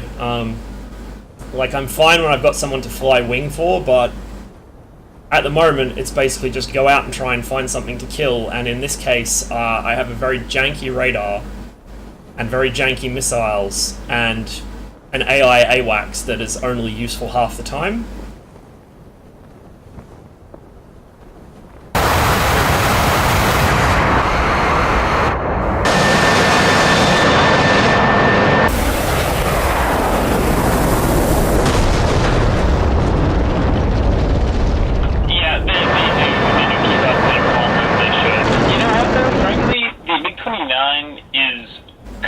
Relatively large craft, but against smaller ones it isn't as good. The Mirage I actually prefer for smaller ones because it just keeps energy so well. I guess you can still hear people after you eject I'm from your actually going to go aircraft. find one of those if you're going to keep playing in the F5. And with my radio off too. That reminds me, what planes do you have? Is my SRS bugged out, maybe? I think it's because 251's... Hold on, let me check. I think it might be. I'm just going to reconnect. There we go. That should fix it. Okay. Yeah, so, hey, we're out of the negative here because we actually killed an enemy that time. I'm not sure what it was. I don't like head-on engagements, precisely because of stuff like that. I'm actually surprised I got the hit on him. I guess the R-60M is a decent missile at the end of the day, but I would have much preferred to have come around behind him there. But I just couldn't see him until I was right on him in a head-on pass, because again, the AWACS is really temperamental. It's so much better when you actually have a player, especially if you've got like one person that's just dedicated to your aircraft, talking you onto things, it is like night and day in this. It really makes a huge difference to the effectiveness of the MiG-21.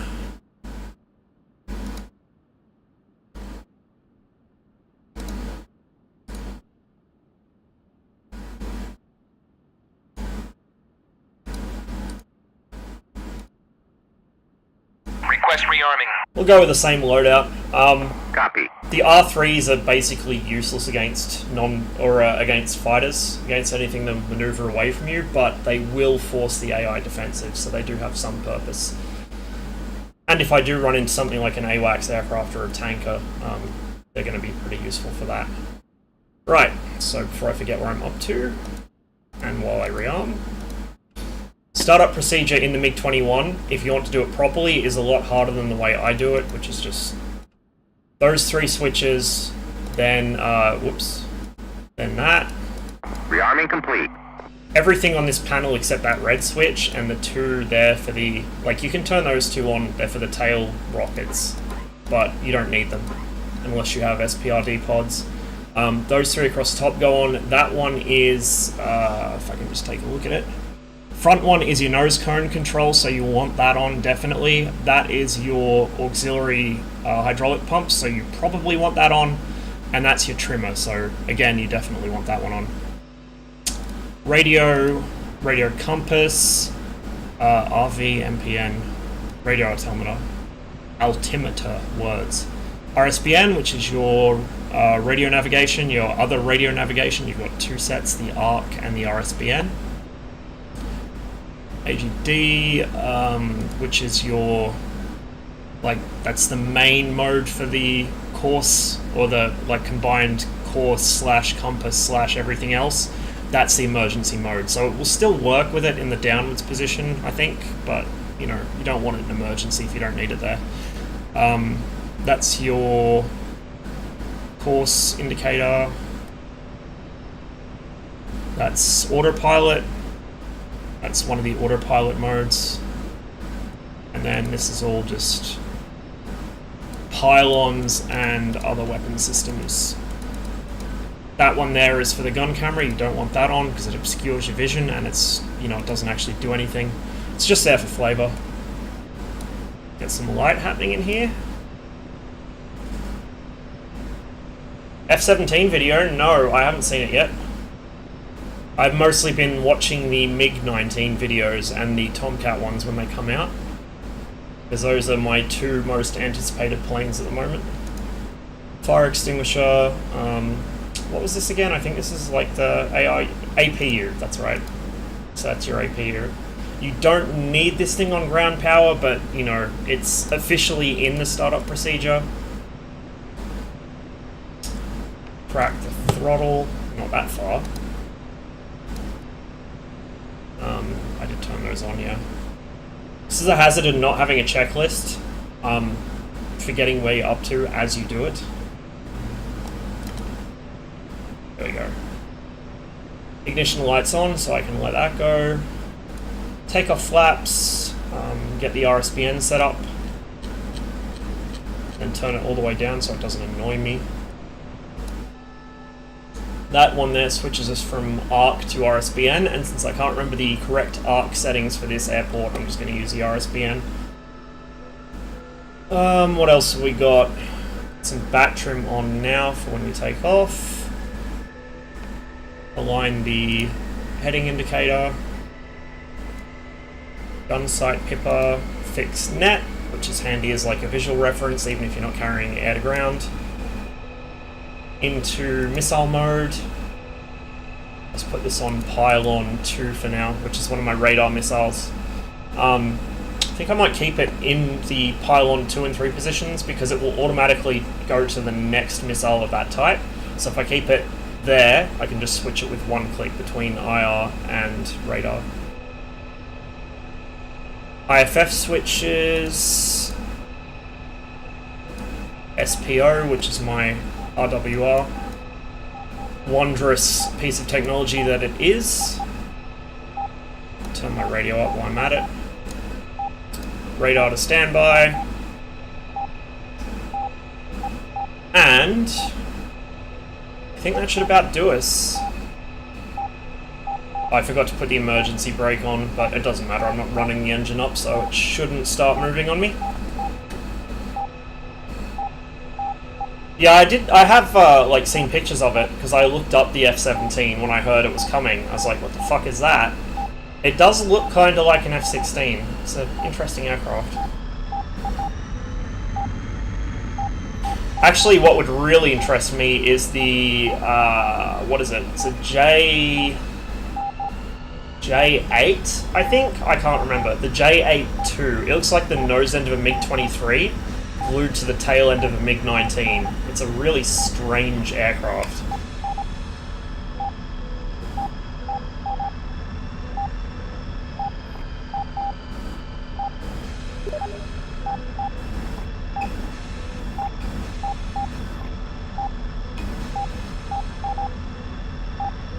And up traffic, Dodge 21 taxis runway 04 for northeast departure, and upper.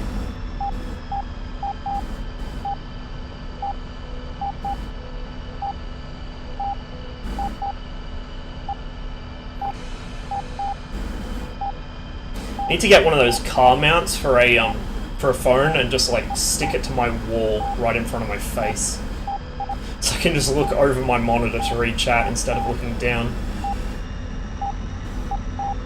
Okay, we're not going to run into anybody here. Nope.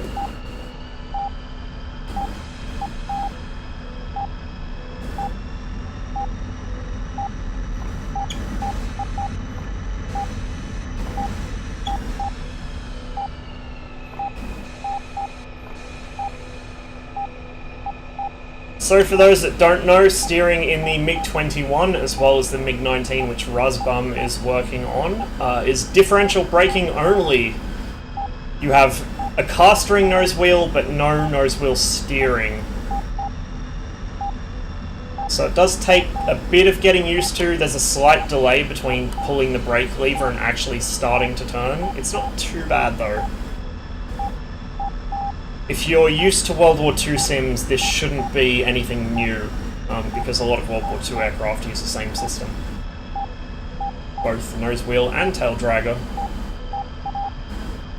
My sim background is mostly World War II sims, chiefly flying RAF aircraft, with a few Soviet aircraft on the side, so I'm used to fast things that turn well and are very simple. This is fast and very simple, but maybe not so good at turning. It's not bad, but it doesn't retain energy. This big old delta wing we've got here is not our friend when we want to get into a sustained turn. Another enemy overhead.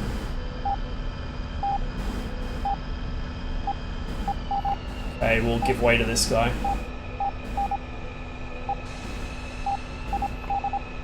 Whoever's in the Eagle at an upper, you've got right away, take it.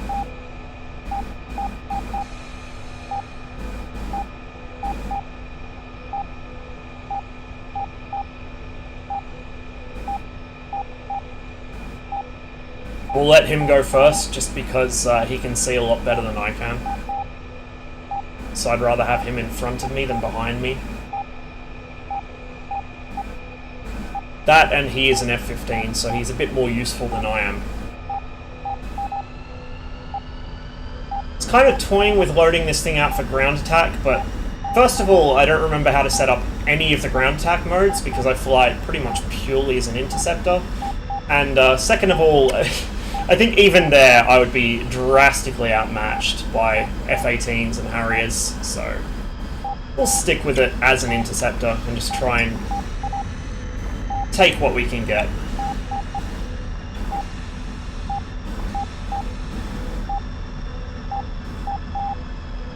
I feel like if you can learn to fly one of these things effectively against more modern aircraft, then once you get put in something like a MiG-29, you're laughing. It teaches you to really fly the aircraft instead of flying a computer. Which is why I'm also looking forward to the F-14 so much, because the Tomcat is perhaps the last of the American real rugged, you know, you fly the aircraft. You well and truly fly a Tomcat. Oh wow. Formation takeoff, very fancy. Alright, driving. Catch you later, man.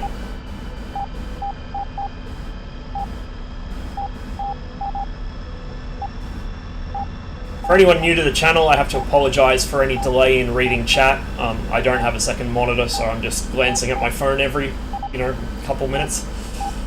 I will get back to you. I do read everything, just perhaps not instantly.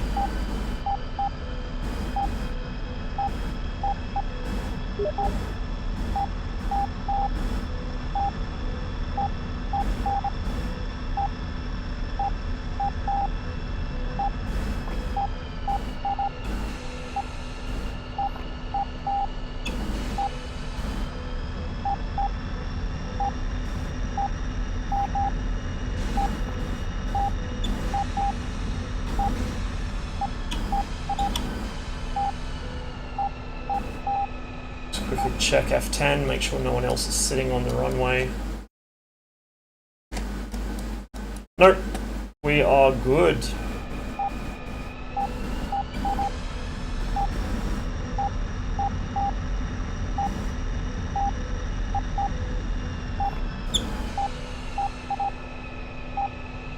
And upper traffic, Dodge 21, departing runway 04 northeast and upper.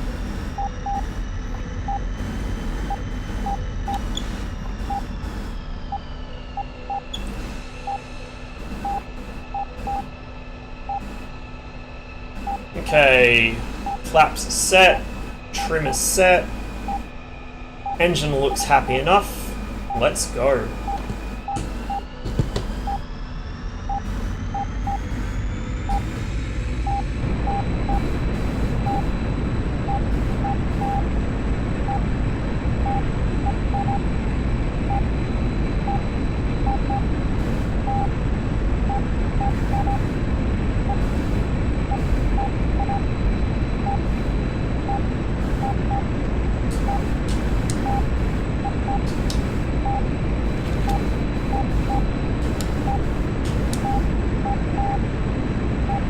Okay, gears up, flaps are up. And upper traffic, Dodge 21 last call, and upper.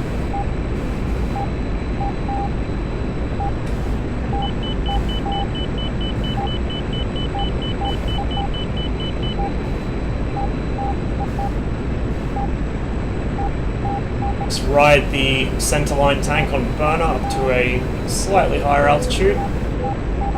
And then we'll get in touch with AWACS and figure out where the action is. Or at least where the AWACS thinks the action is.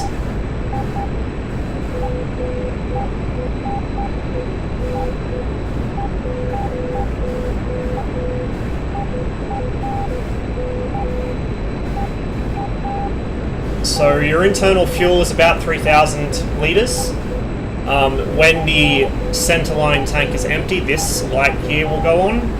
That light right of the stick, not the flashing one, the one next to it, indicates that we do have a centerline tank loaded. So we'll just ride this burner a little higher.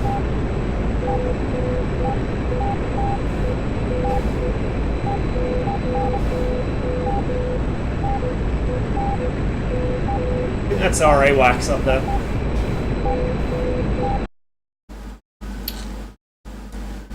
Yep, that's exactly what it is.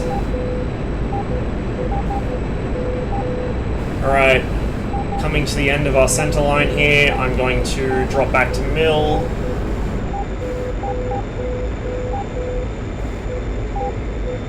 Trim the aircraft out a bit. One thing I've learned about this is it's really hard to trim for level flight. You really have to fly it with a trimmer. So I'm going to put the recovery mode on, which will level it off automatically. Still a touch of fuel left in that tank, so let's burn it.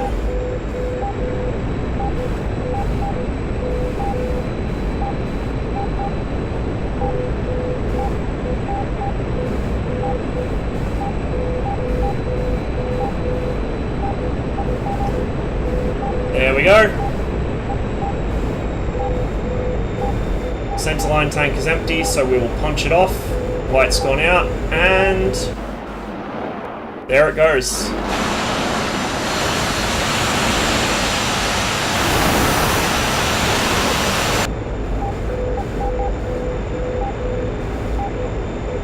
Okay, I will get in touch with AWACS now. Overlord, Dodge 2-1, request bogey dope.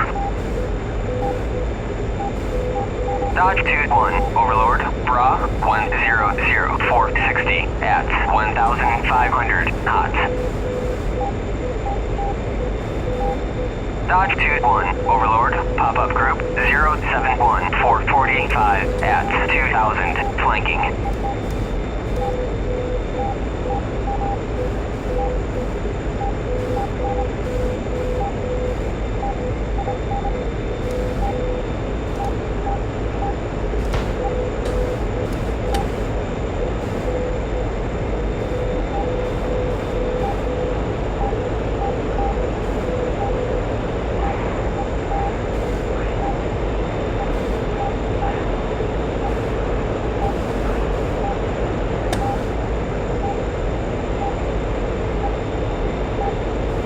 Had a flicker of a radar contact there, right out at the edge of our range. That's probably the guy that we were just given a pop-up call on.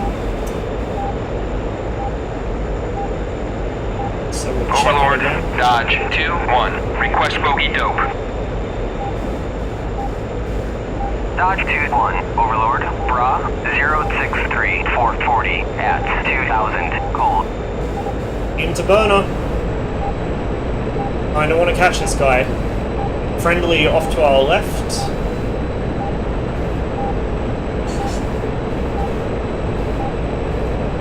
Two friendlies, one ahead and one to our left. So an equal sign when you press the IFF interrogate, an equal sign is friendly, a single dash is enemy. Dodge 2-1, Overlord, Bra 099-450 at 24,000 knots. Just make sure we don't Overlord, accidentally fly Dodge into anyone. 2-1, request bogey dope. Dodge 2-1, Overlord, Bra 063-430 at 1,000, cold.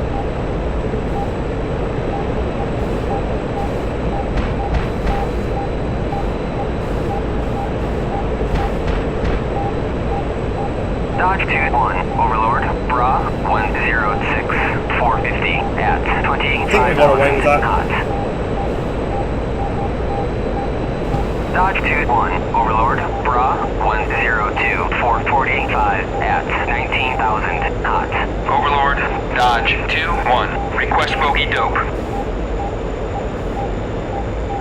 Dodge 2-1, Overlord, Bra 064-425 at 500, cold. Okay, so we should start seeing this guy pretty soon. 25 miles. He's quite close in front of us. Then again, he's also very low, so we might not get him on the radar. The RP-22 can be quite temperamental.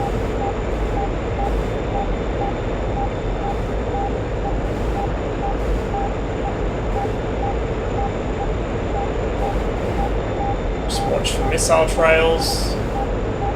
So I seem to recall being shot down over this lake before.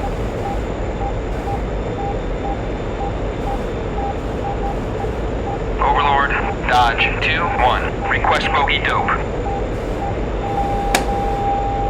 Dodge 2-1, Overlord, Bra 066-418 at 0, cold. Interesting. Should have visual on him soon.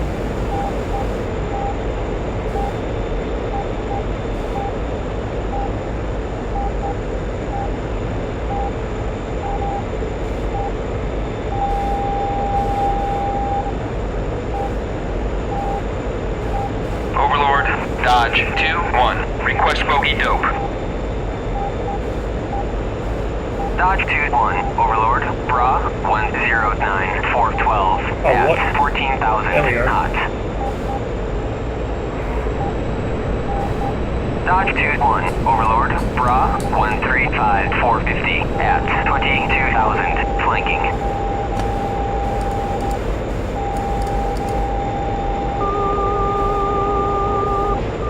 We'll let go both radar missiles at this guy. Dodge 2-1, Overlord, merged.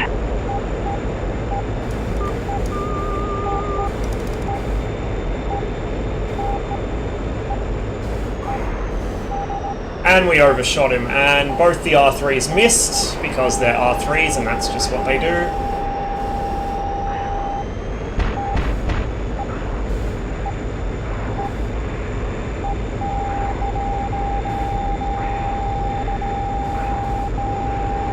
Overlord, Dodge 2-1, request bogey dope. Dodge 2-1, Overlord, Oh, Bra, he's right on me. 10841 at 4000, flanking.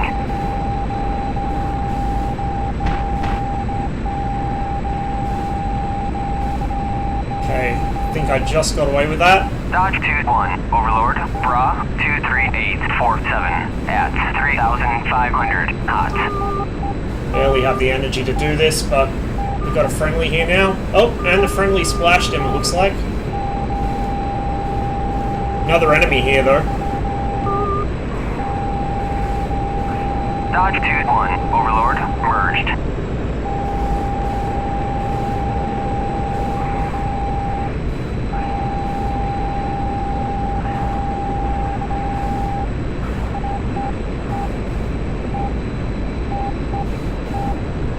Overlord, Dodge 2-1, request bogey dope. Dodge 2-1, Overlord, Bra, 24841 at 6000, flanking.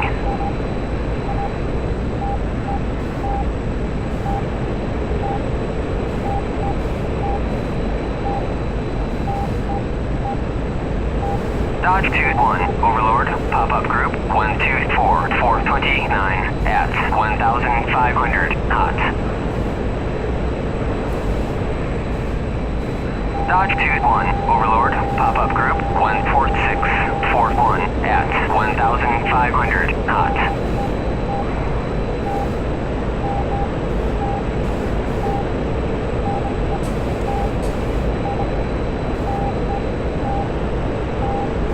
Okay, we got an enemy in front of us up here. Didn't see where the other one went. He's probably gonna loop in behind me, but I'm blind. When you're in close with the MiG-21, you can't see them with the radar. Makes it very difficult. Okay, let's see.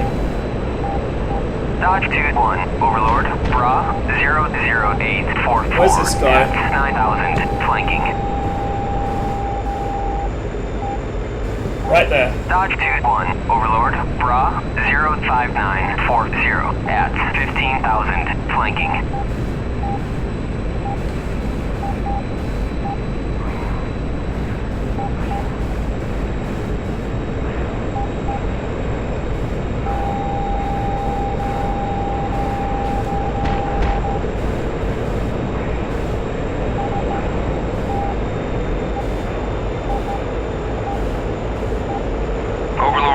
Dodge 2-1, request bogey dope. Dodge 2-1, Overlord. Getting low on fuel, I gotta really watch myself. 1 at 4000, hot.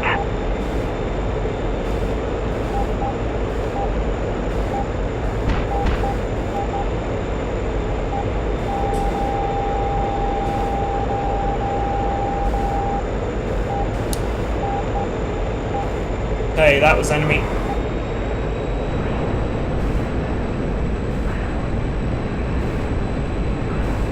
Great time for the game to crash.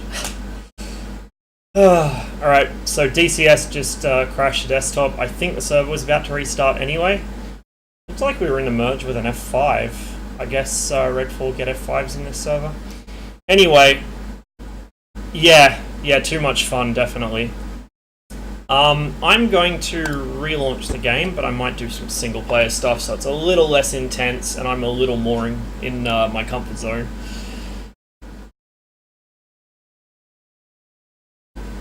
I find that multiplayer without someone either acting as a wingman or GCI is just too much for me to handle at once. I can't tell what's going on. I I haven't yet developed the skills needed to fly at speeds above Mach 1 and still be able to navigate and IFF and come up with a plan and all the other fun stuff. This will also give me a chance to make sure my mirrors and stuff are working client side. So, what do I have for missions here?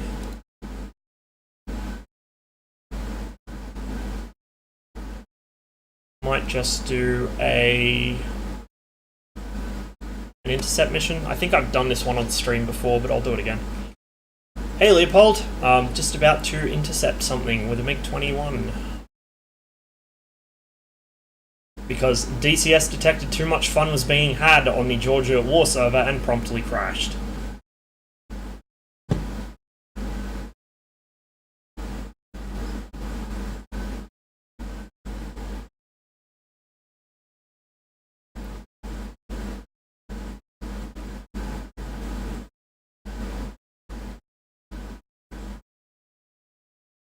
So there's definitely a different skill set that goes into flying the MiG-21 in any situation, let alone in combat, whereas with things like the Hornet or the Harrier, you're managing a lot of computer systems and pressing buttons and gazing at screens. In the MiG-21, you are frantically trying to flip switches to make sure you're firing the right kind of missile. I don't have most of those bound to my HOTAS simply because I'm running out of easy-to-remember switches.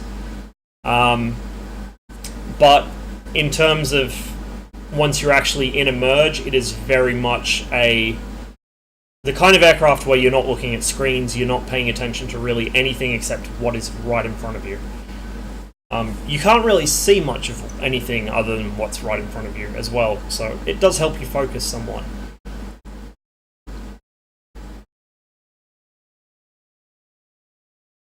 Strike Fighters 2, I've been told about before. I think I remember reading a review of it at some point, but I've never got around to playing it. Most of the sims I have played are World War II sims. I started out when I was about, I want to say 9 or 10 years old with Combat Flight Simulator 2. Then I got European Air War, F-22, ADF, EF-2000, which I think I played once because my old PC couldn't run it. And what was the other one? Falcon 4.0, that's it, Falcon. So, a few of the classics. I really miss European Air War. That was a really good game. Ah! This isn't the mission I thought it was. But that's fine. So, I'm going to get some lights on so I can actually see what I'm doing in here. There we go. No, my mirror's not working. Ah! Let me just... Okay, so it doesn't have it in there. I might restart the mission real quick, sorry guys. It's just that my, either my settings have adjusted themselves without my input, or something is broken with my game. Okay. Okay, so that's definitely on. That must be a server-side setting on Georgia at War. Miscellaneous mirrors. Mirrors. Where are mirrors? Is it in this menu?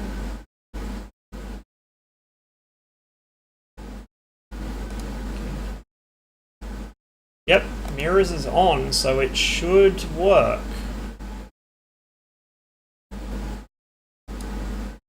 Interesting. I might have to just, might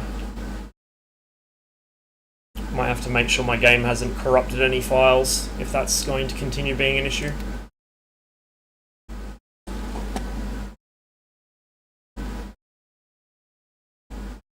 Now, this mission that I've actually got selected, it wasn't the one I thought it was. So this is a different one. This is playing as a member of the 4477th Testing and Evaluation Squadron.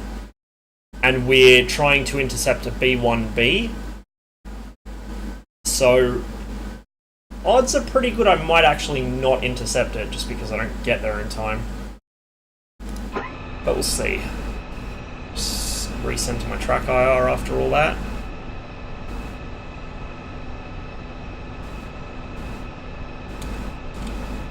Right. That's not what I wanted to do. That is what I wanted to do. There we go. Okay, flaps are set. Get some trim, and we should be good.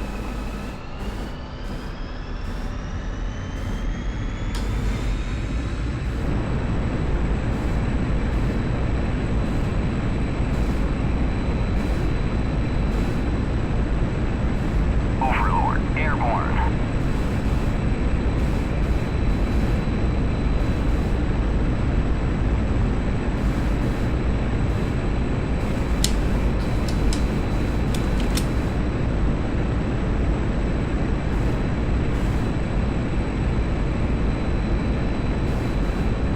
Flaps are up. Gear is up. Okay.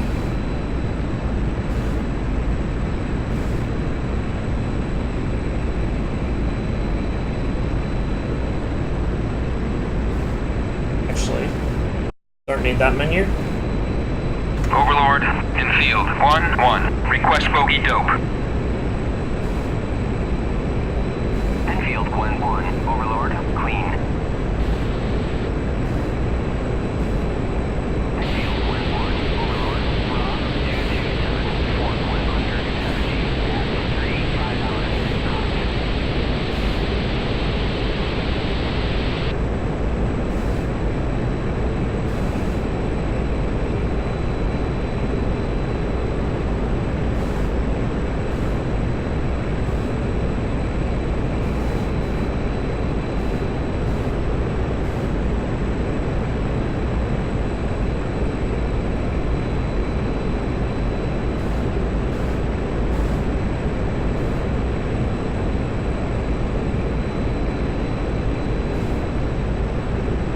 Yeah, mirror's still not working. Damn it.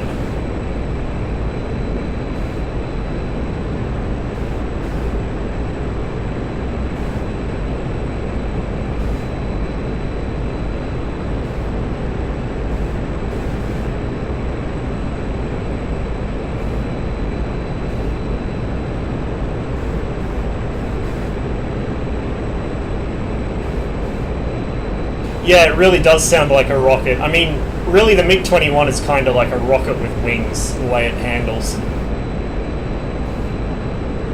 But it's good having that sound because it's good positive feedback to know that you're in burner without looking at the indicator lights. The Flaming Cliffs 3 aircraft don't have that, and it's really irritating for me. Overlord, infield, 1-1. Request bogey dope. Infield, 1-1. Overlord, bra, 225, Fort 140, at 35,000 knot. 35,000 feet. So I'm just going to... Hang on a second. I'm just going to pause the simulation here for a second because I want to go through something. I'm using the actual proper MiG-21 cockpit, so everything's in Russian, everything's in metric. This isn't really that big of an issue for me because I can read enough Russian to get in trouble, and I can kind of convert between metric and imperial in my head because I've used both all my life. But interesting note with the altimeter, I only figured this out about 2 days ago. It's in metric, the outer scale is hundreds of meters and the inner scale is kilometers. So if we look at it here, I'm at 7.6 kilometers right now. But something I kind of realized inadvertently, if you just use the small hand, the kilometer scale hand, but read it as if it's pointing at the outer scale, that gives you pretty much a ballpark figure in tens of thousands of feet, which saves having to do the mental arithmetic and saves having to stick your face down here to read these tiny little numbers because they're so small. So little tips and tricks like that, I think, are things that you tend to pick up when you've been flying a certain aircraft for a while, and this is... Like, I have the Viggen and the Harrier. I haven't flown the Harrier yet. I have flown the Viggen very incompetently. So this is my main aircraft, so I'm starting to get more familiar with some of the esoteric aspects of it. Anyway, I will unpause and we will continue. Overlord, passing waypoint 2 at 10,000. I want to try and stay in a climb here. I'm going to get rid of my centerline tank since it is now empty.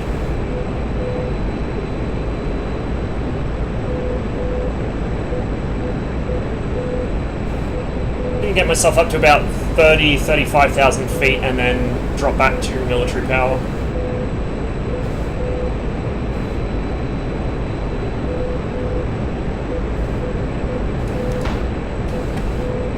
Just cock the gun there. So the GSH-23L has a very strange cocking system. To charge the gun, you basically fire one of 3 blank cartridges. It's a pyrotechnic charger, so you've got 3 charges on the gun. So if it jams or whatever, you can clear it 3 times. Well, twice, plus the initial charging.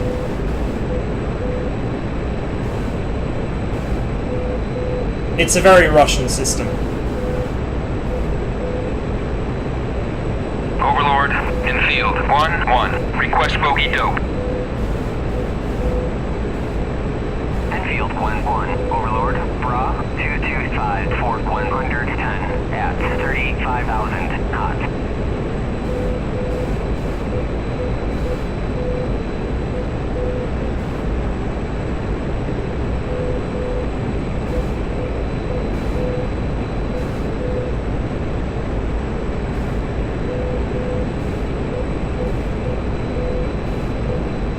Okay, we're pretty close to being on course now, so I'm just going to continue the climb a little further. And that should do us.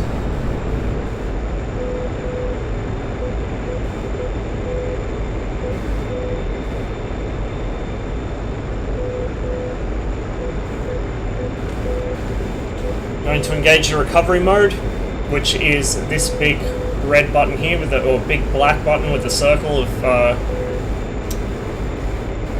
phosphorescent paint on it, and that just, in this mode, automatically levels off the aircraft. So if you manage to get yourself in a very stupid flight regime, just press that, put the power on, it'll be fine. But its main use is for just kind of cruising towards a waypoint or an intercept. I'm gonna go ahead and check the map. Got a... oh, it's a TU-160, I guess. Interesting. I was under the impression it was a B-1. We're flying pretty much straight at him.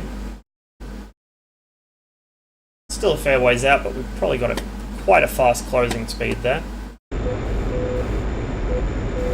Overlord, in field 1-1. Request bogey dope.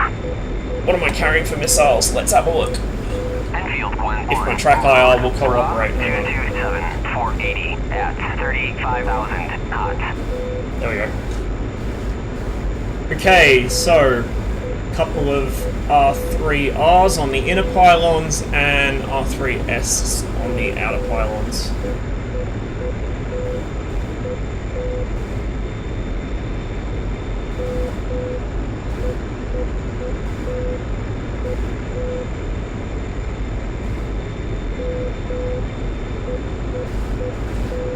Pylon order goes 3, 1, 2, 4, so 1 and 2 are your inner pylons, and 3 and 4 are your outer pylons.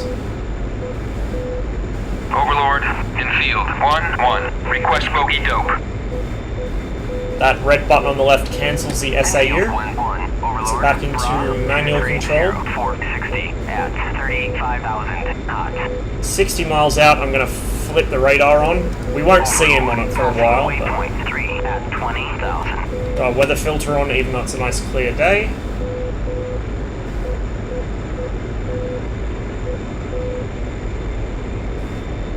And range the TDC out, because he's going to be quite far out when we do see him. 231 450 at 35,000 knots. Enfield 1-1, Overlord, Bra 232-450 at 35,000 knots. He's going to be above us, which is where we want him because the subsphere radar is angled upwards in the nose. You want to be lower than your target. You have a pretty big blind spot underneath your nose. The real challenge is trying to trim this thing to fly hands off because it doesn't like it. I think it requires a bit finer degree of control than my joystick's capable of providing with the trim hat. I can get close, but I can't quite get it. So I'll just trim it to fly nose down and then put a very slight amount of back pressure on the stick, and that should do us. Overlord, Enfield 1-1, request bogey dope. Enfield 1-1, Overlord, Bra 237-435 at 35,000 knots. Now, the radar has 60 minutes of operation in standby mode, which is with the switch in its center position. With the radar actually on, you have 25 minutes because it's alcohol cooled and obviously it consumes that alcohol as you're using it. And if you manage to overheat the radar, you overheat a bunch of other things you probably don't want to have break on you. So, like most Soviet interceptors, you fly with your radar off until you're quite close to the target, guided by GCI, and then flip the radar on for the intercept itself. Thanks for the follow, Leopold. Overlord, I Enfield see him. 1-1, request bogey dope. Interesting that the radar hasn't picked him up yet. We might be a little too high. Because at 18 miles... Oh, mind you, he is notching us. Yeah, there we go. Now we see him.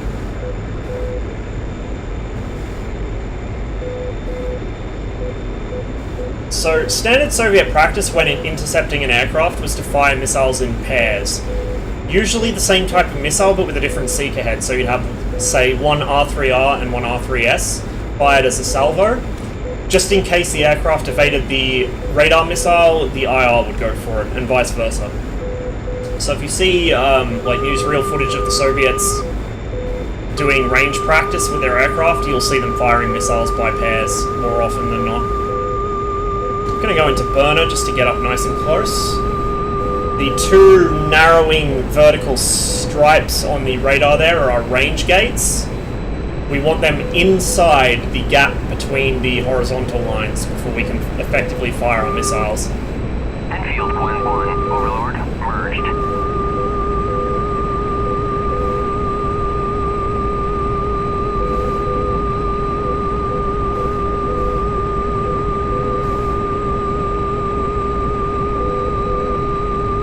Might actually just switch us into salvo mode now, so we'll fire the inner pylons first.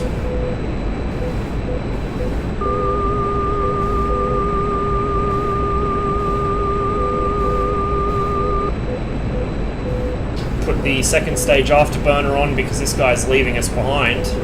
It is a TU-160, I suppose.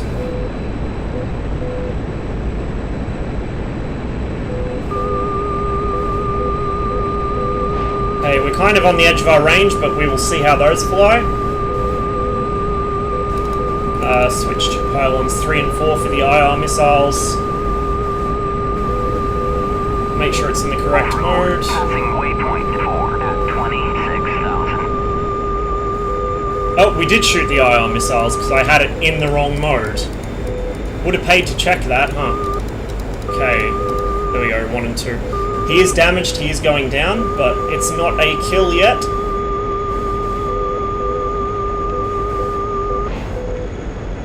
So, a pair of R3Rs away. That should do him. Enfield 1-1, Overlord, Bra 36041 at 28,000. That is definitely a splash.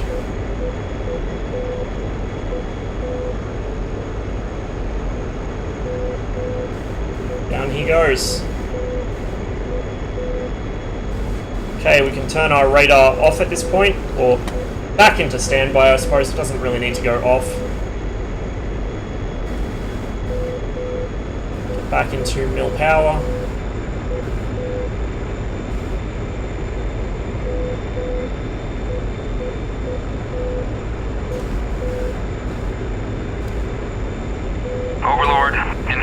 1-1. Alpha, check to home plate.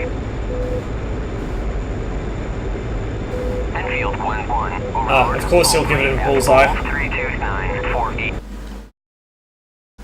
Where are we? We're out here by Beatty.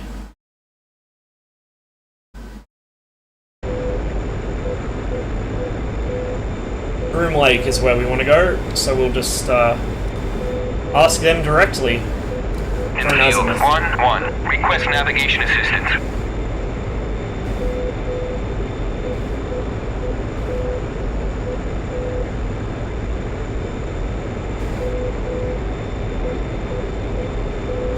And hopefully we're on the right channel. Perhaps not.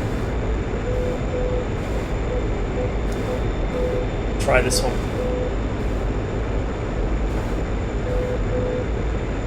Infield 1-1. Request navigation assistance.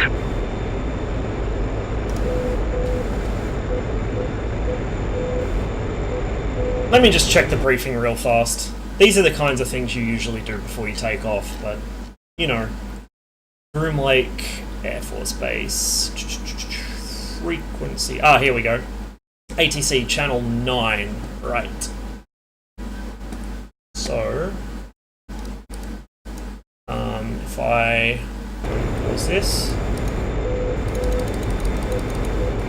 There we go. Infield 1-1. Request navigation assistance.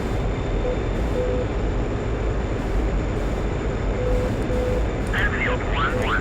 ADS, you're heading gate 5.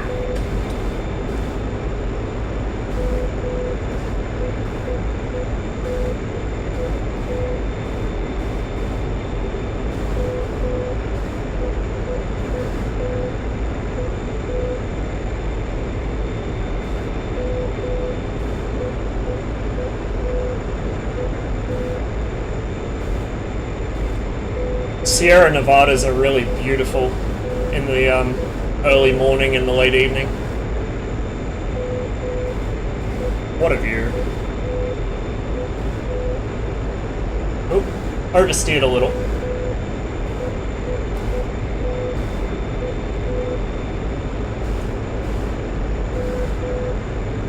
Okay. Gonna level the aircraft out here.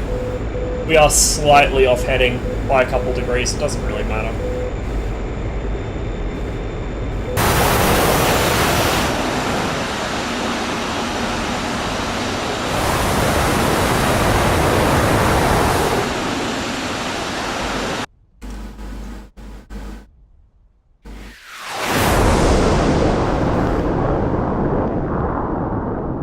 The manned missile.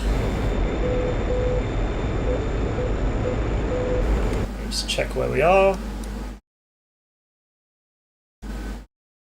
Coming pretty much straight in.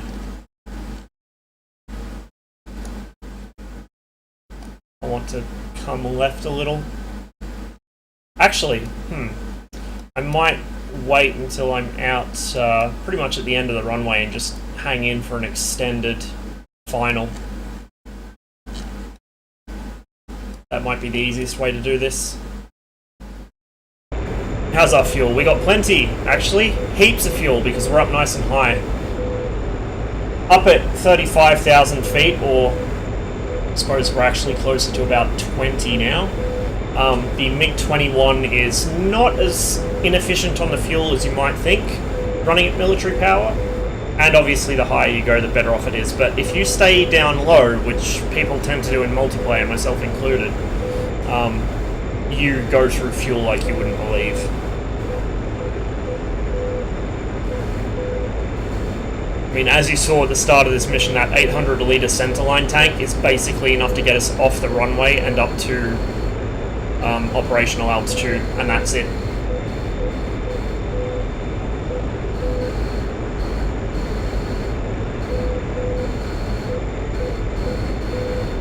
For any newcomers as well, if you can hear a weird buzzing or like whirring noise in the background, that is my air conditioning. I, as you might guess from the accent, live in Australia. We've had a heat wave following another heat wave. It's just been ridiculously hot down here, so I've got a little portable air conditioner that is struggling to keep up. I tried turning the thing off for the benefit of my stream the other day, and it just, within like half an hour, I was drowning in my own sweat, so... I know it's annoying, I know it trips my mic noise gate, but I've got to have it on. I have tried adjusting my mic noise gate, but I have a really cheap, shitty microphone, so if I adjust it any further up, it won't actually pick me up, so... If it's not one thing, it's another. You know how it goes. Okay, I think we can turn our floodlights off here to get rid of those reflections in the canopy. It's bright enough now to see what we're doing. We'll just leave the instrument panel lights on.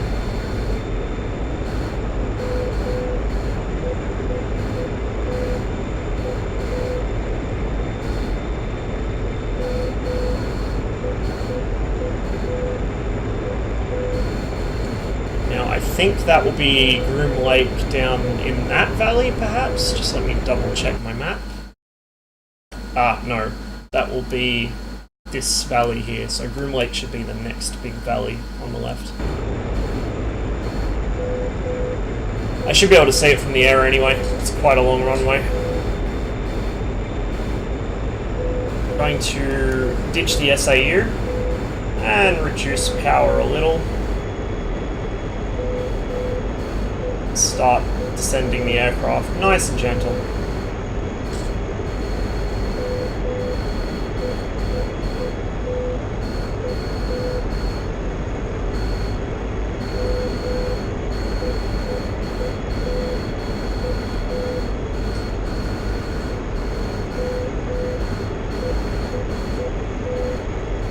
So that's an airfield, Pahute, or Pahut, however you pronounce that, I don't know.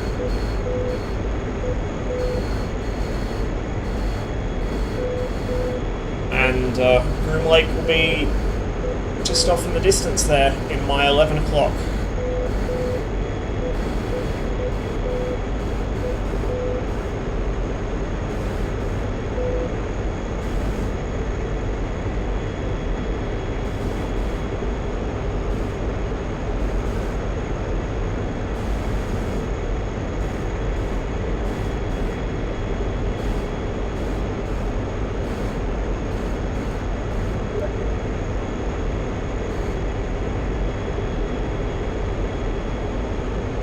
Yep, there it is.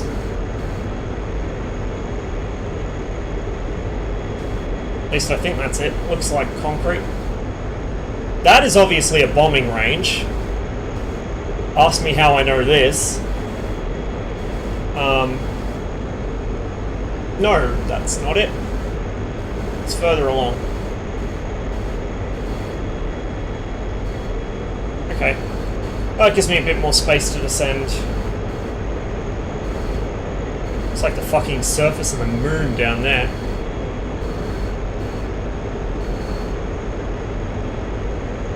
Another one down there. That must be where they test the cluster bombs. Okay, the aircraft's wanting to climb, so I'll give it a bit more nose down trim.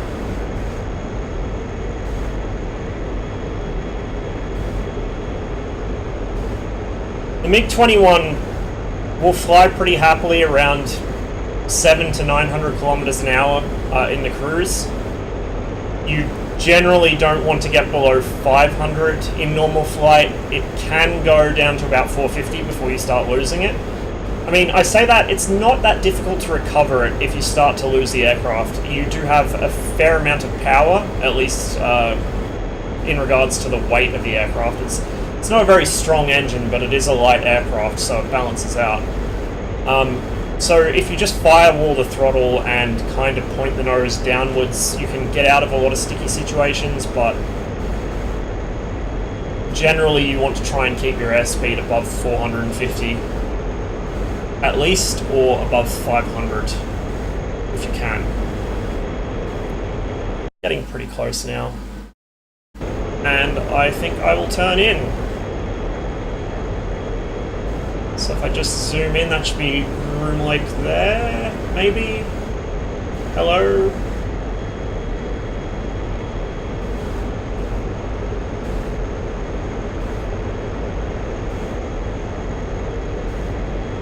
Might be out of draw distance, or like render distance.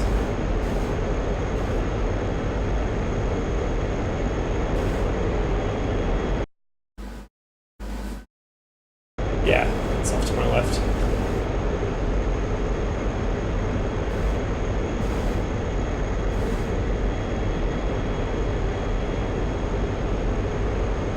There it is, I see it.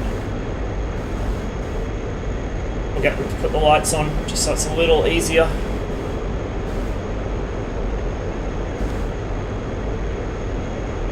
Infield 1-1, inbound. Infield 1-1, fly heading green 05, 45, QFE 640.64, runway 32, departure altitude.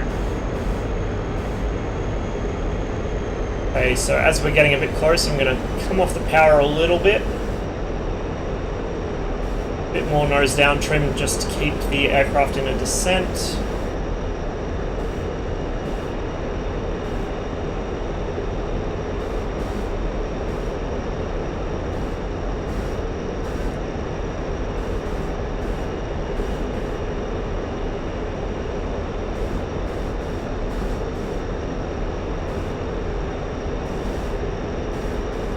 See the runway quite clearly now.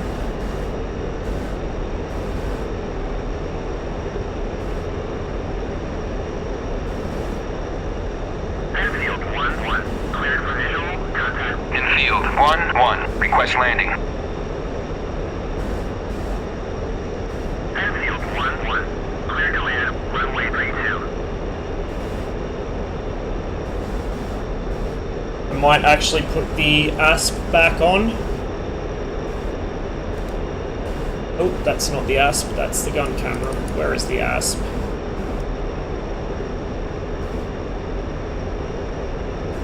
Ah, there we go, gun sight. Just so I have a bit of a visual reference with the fixed net there. Off the power a bit more.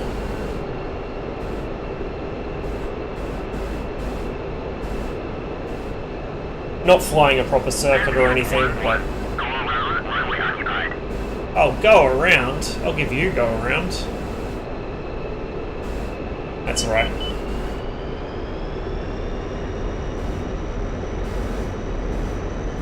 Try and keep it around 600, 650 kilometers an hour, which is the limiting speed for the flaps and gear. And is a relatively comfortable speed to keep the aircraft flying at.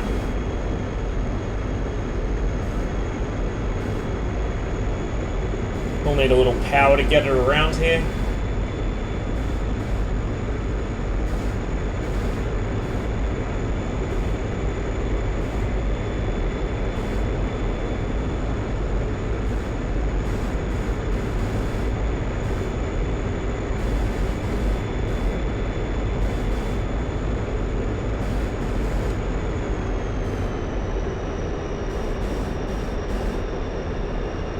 Bat trim.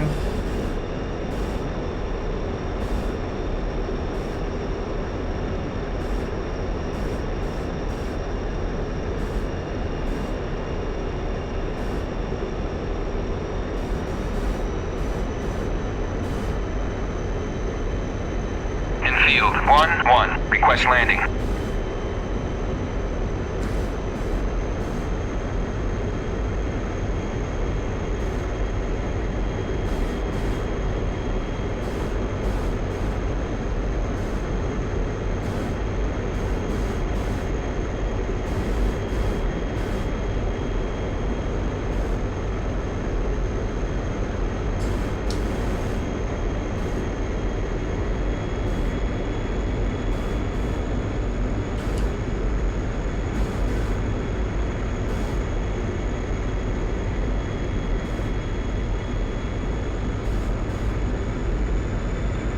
The MiG-21 BIS, which is this variant, the last variant built, has blown flaps. The earlier MiG-21s don't.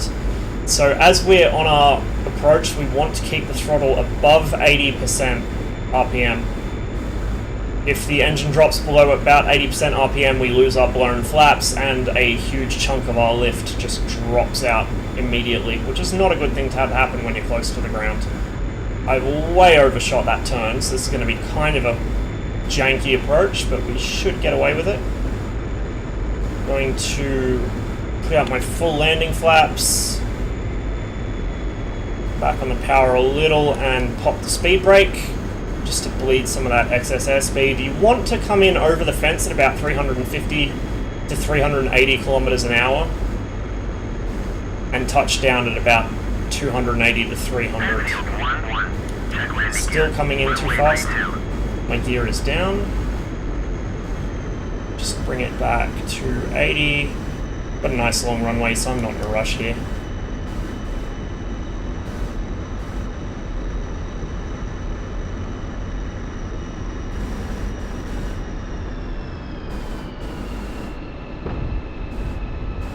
Bit bouncy,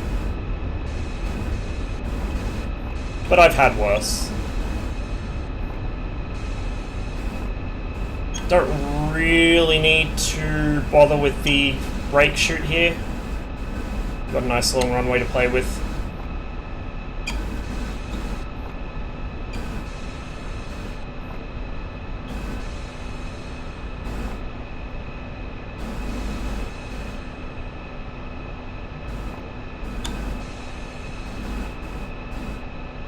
Airfield 1-1, taxi to parking area.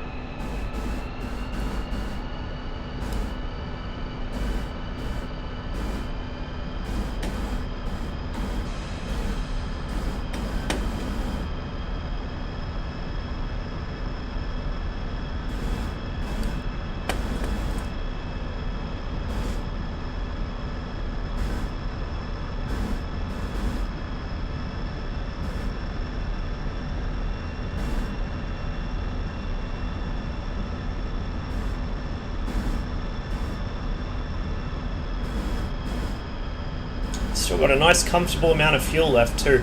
1,000 litres is usually the amount of fuel where I start looking to go home, because it goes a lot quicker than you think it does.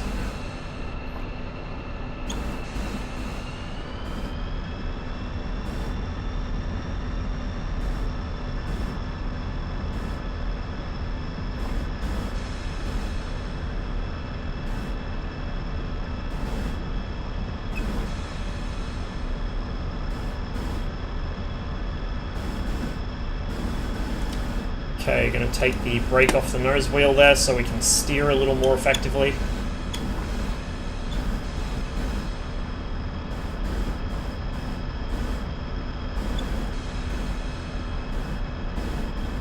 The rudder has almost no effect until you're well over 100 kilometers an hour, so not a big help while you're taxiing. You really do rely on the differential brakes, which can cause some problems. Between that and the fact that the nose wheel just is a free castering wheel, if you try and make a tight radius turn and then turn the other way, like I did yesterday when I hesitated which direction I wanted to go on a taxiway, yeah, nah, the aircraft isn't going to do it. You're going to run off into the dirt and have all kinds of trouble. So you've got to really plan ahead where you're trying to go on the taxiway with this. Turning radius isn't awful, but it's not brilliant. Obviously, you do need some energy going into the turn, otherwise you're just not going to go anywhere. So you'll notice I'm kind of pumping the brakes, not holding them. It saves me having to put on excessive amounts of power just to get myself turning.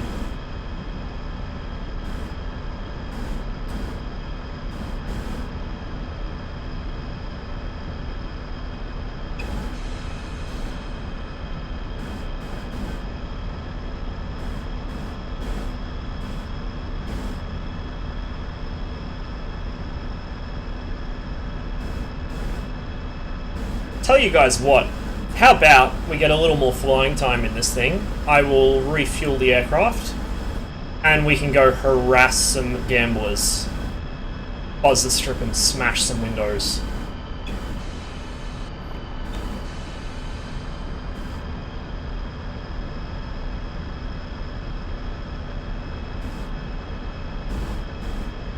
A lot of people say the MiG-21 is difficult to fly, or it's not very well behaved, or it's hard to land. I don't really think any of that's true. I don't think it's hard to land. I think you just have to pay a little attention to what you're doing. Honestly, if I can land this thing without trouble, then anyone should be able to. As for handling, if you keep it in that sweet spot above 500 kilometers an hour where it's happy, it's fine. It'll behave itself. It has a phenomenal roll rate because it has such small wings. It turns quite well. It turns actually a lot better than you might expect it to. But that's also a problem because it bleeds energy in a turn very fast. This nice big delta wing you've got causes that much induced drag. It's like a giant air brake. So I'll just get turned around here.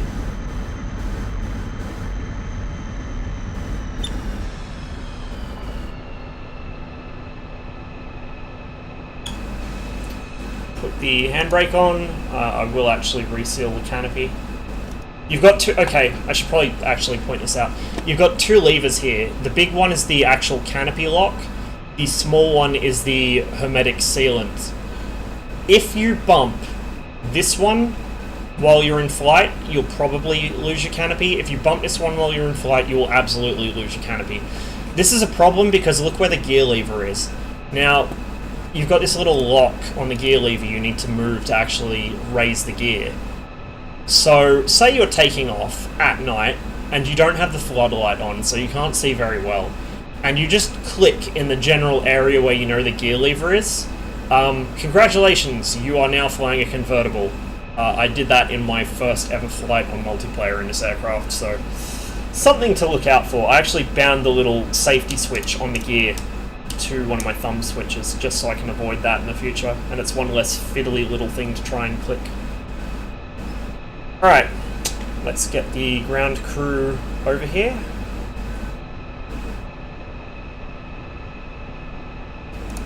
We'll do a rearm as well. I might change my skin.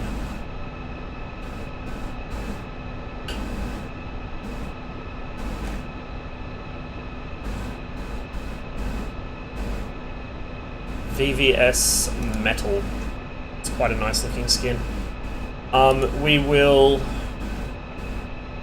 carry a couple R60Ms just for the sake of looking scary. Swap to a smaller centerline tank and then put the big wing tanks on. So if you're carrying wing tanks, you have to use the 490 litre centerline. You cannot carry the 800 and the two 490s on the wings. In fact, we are just barely under our maximum weight here. Alright. Request refueling. Request rearming. While we wait for that, I'll reseal the canopy. And we can take a quick look at the exterior of the aircraft. The detail on this model is really incredible.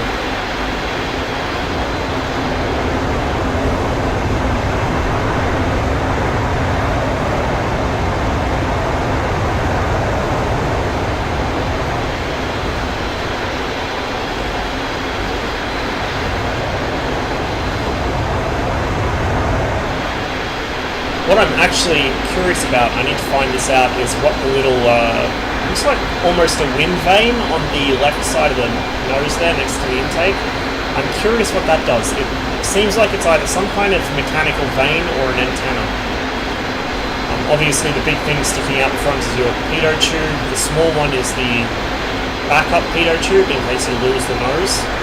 And then the antenna down the bottom is, I think, the RSBN. And the triple antenna is for the RWR, the SPO10.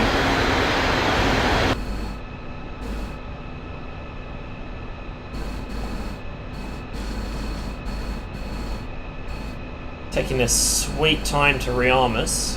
Refueling complete. Okay, refueling is complete. We will want to reset our fuel. Oh.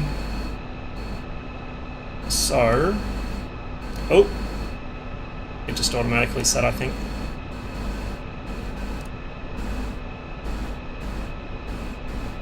But we should have more than that, because we've got 490. I'll just leave it set to that.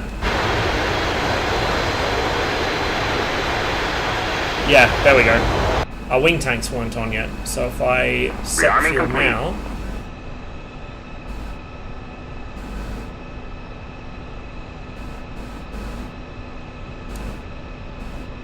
Whatever. Close enough. Okay, we are ready to go. Parking brake off. Everything else should still be set.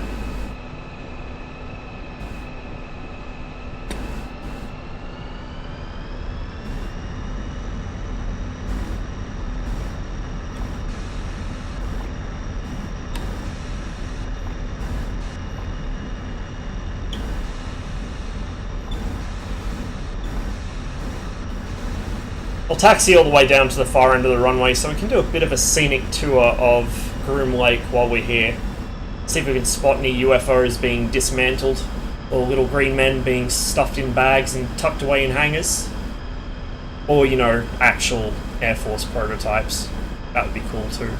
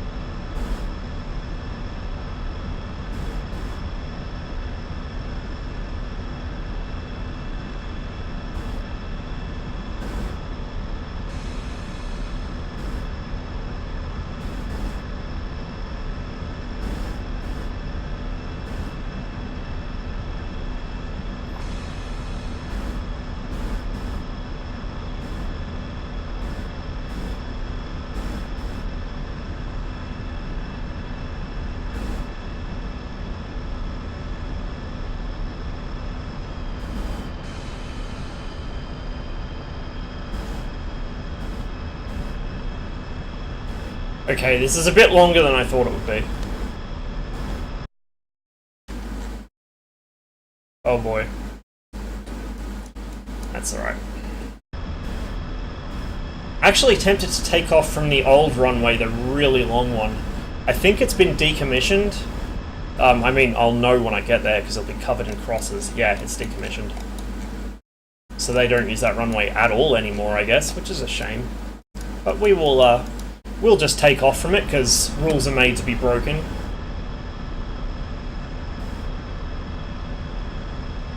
And it seems like the runway surface isn't in too bad of a shape. I suppose being out in the desert here it wouldn't be. You wouldn't get much growing between the pavers.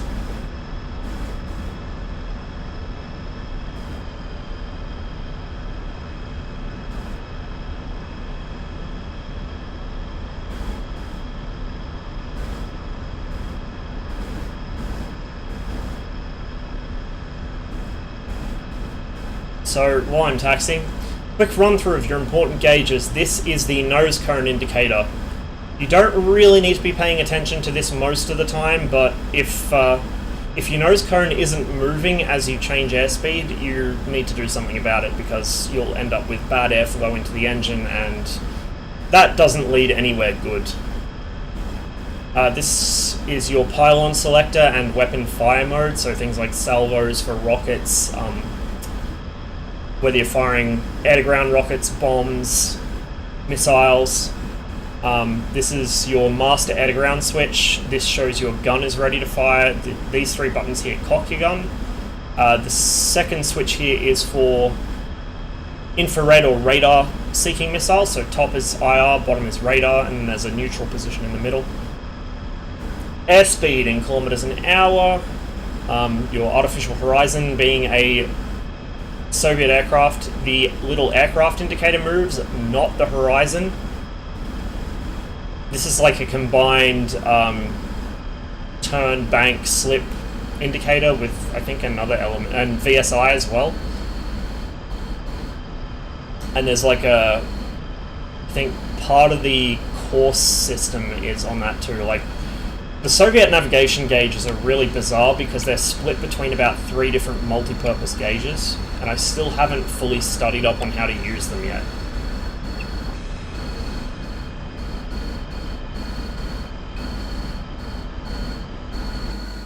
Okay, so I'm just going to turn onto the old runway here.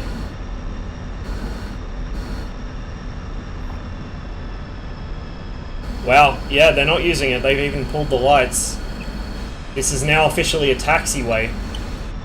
Oh well, I guess I'm going to be a very naughty boy and do a taxiway takeoff. Where does the runway actually start now I think about it? Should be right here. Interesting that the you can see the piano keys on the map, but they painted over them. Well, actually, no. There's no visible piano keys on either runway. Interesting. So yeah, that's your VSI, turn bank, side slip. You've got a secondary slip wall here. This is your altimeter, as I went through before. Radar altimeter is directly below it. You've also got this little handy thing, which is an automatic warning if you go below a certain altitude. This is your compass, and that has like a navigation system built into it as well. Speed in Mach.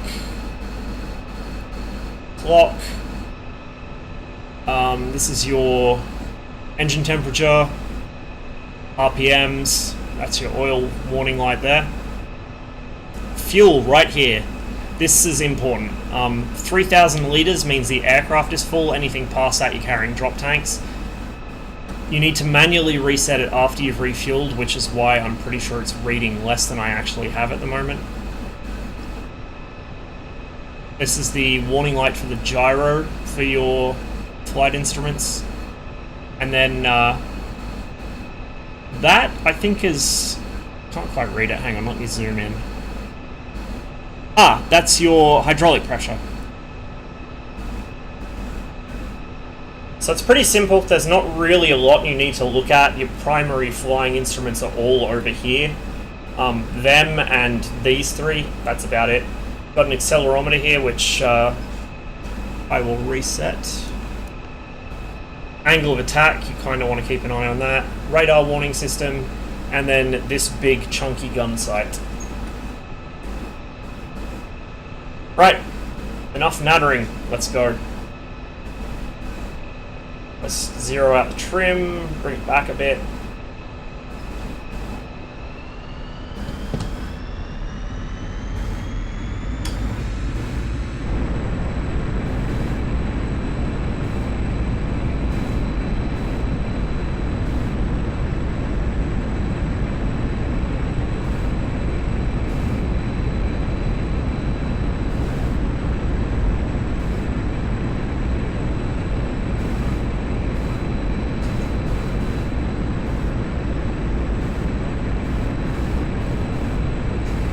Oh.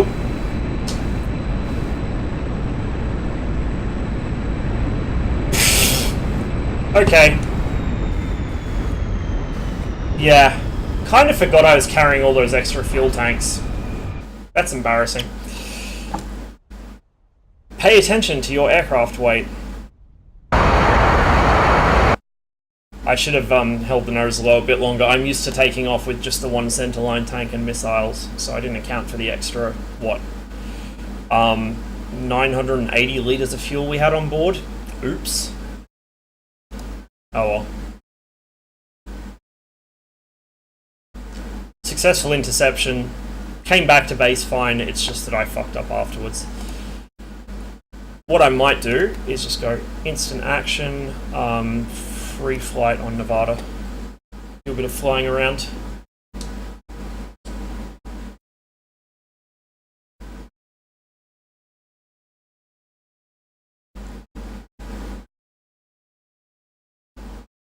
So yeah, I really should have just held it on the runway for a bit longer or held the nose down. I've had some bad experiences with tires bursting though, so I tend to pull the thing off the ground a lot quicker than I really need to.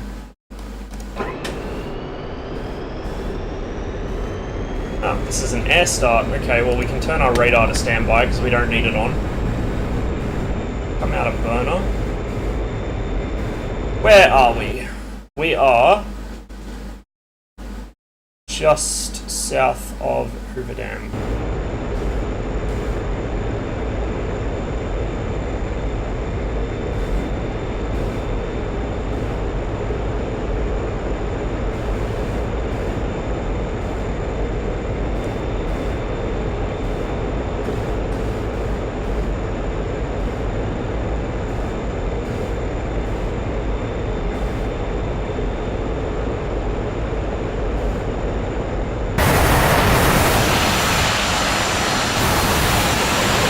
The aircraft's clean, so 3,000 litres of fuel is all I have.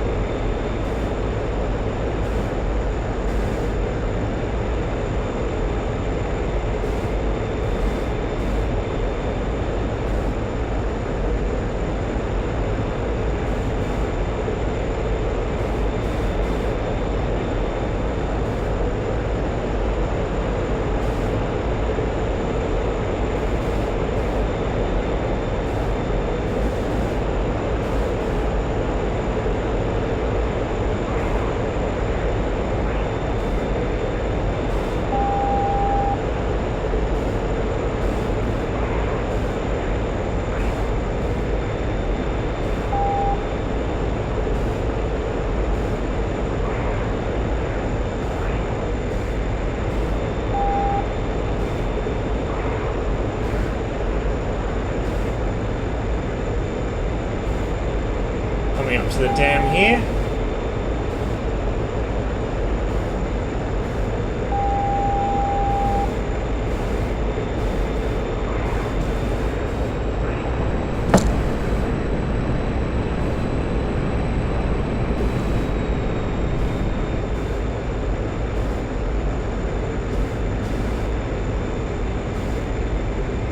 Someone's sailing down there on Lake Mead. That's a fucking awesome view. I will never get tired of that.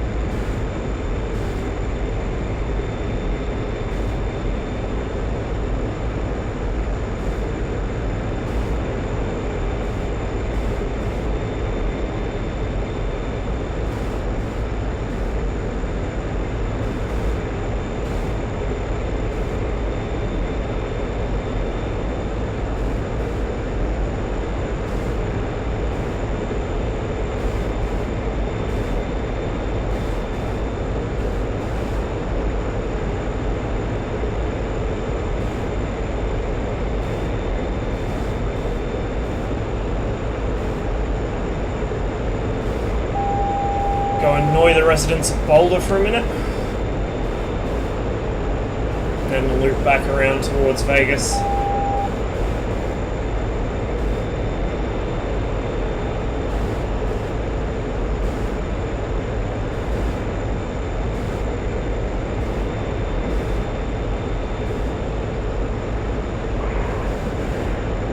Springfield 1 on station at bullseye 088425 at 16,000.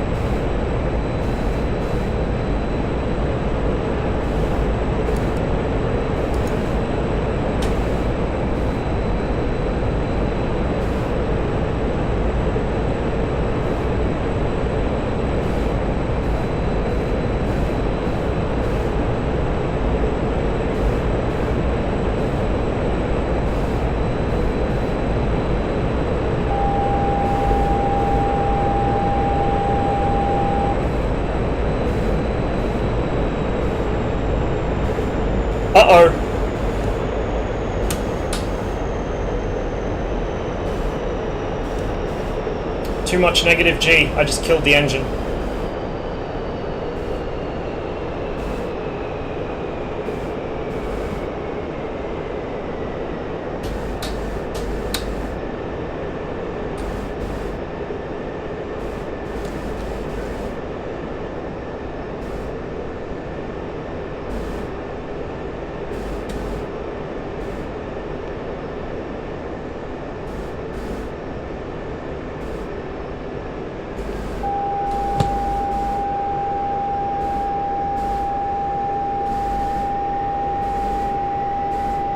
Come on, come on, come on.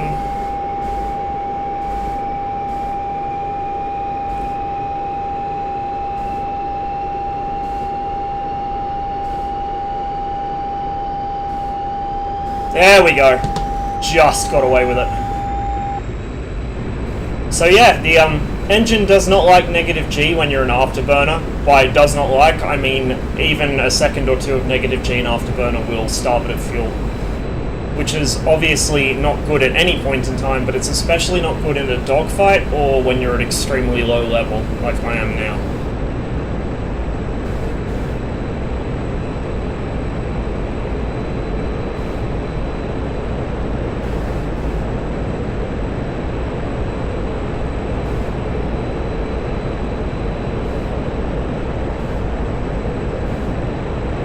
We are supersonic right now. Slightly.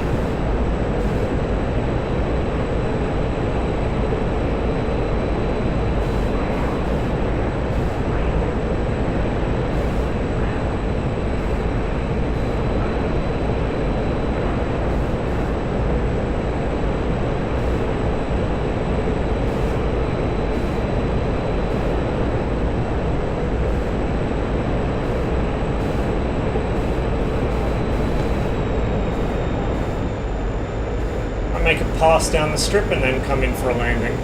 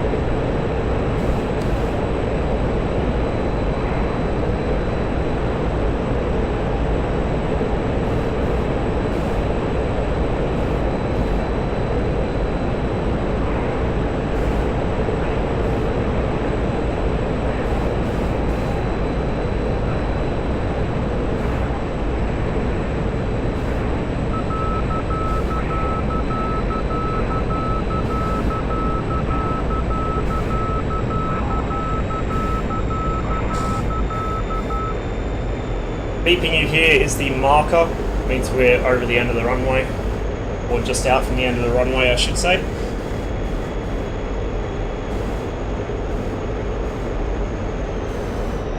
And we're going to back off the power now and just land right here at the airport.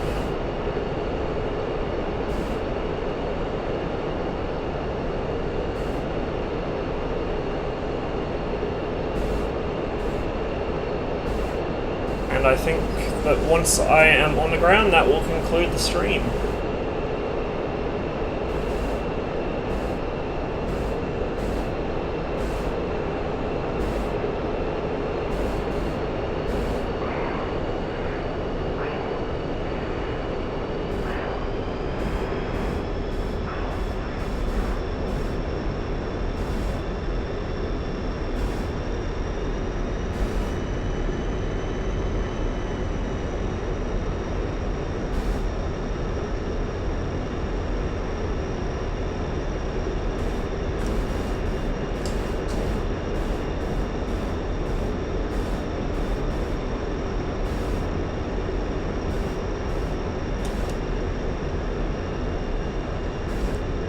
Not going to bother asking for clearance because you know who does that.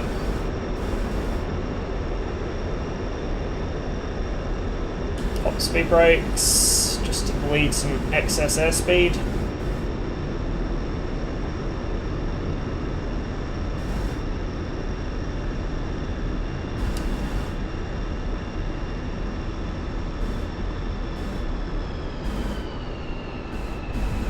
And down we go.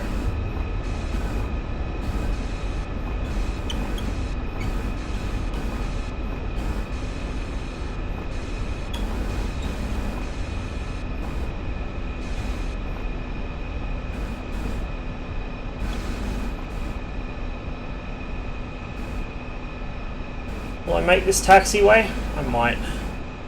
Yeah, I'll make it.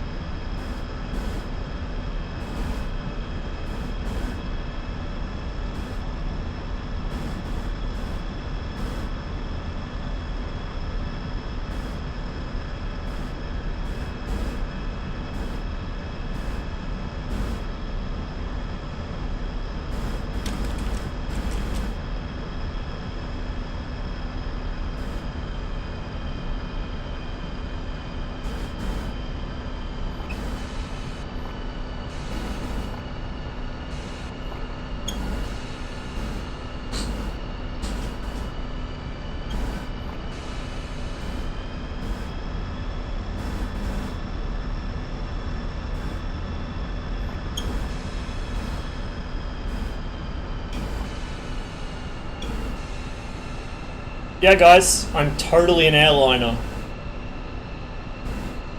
Definitely belong here. Don't worry about it.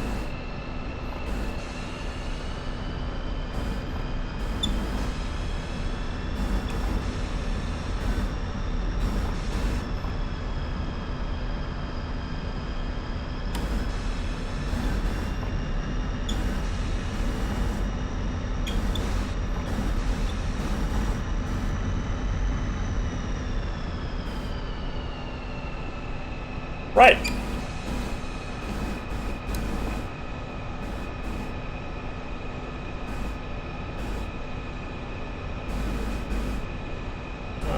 We will cage the throttle.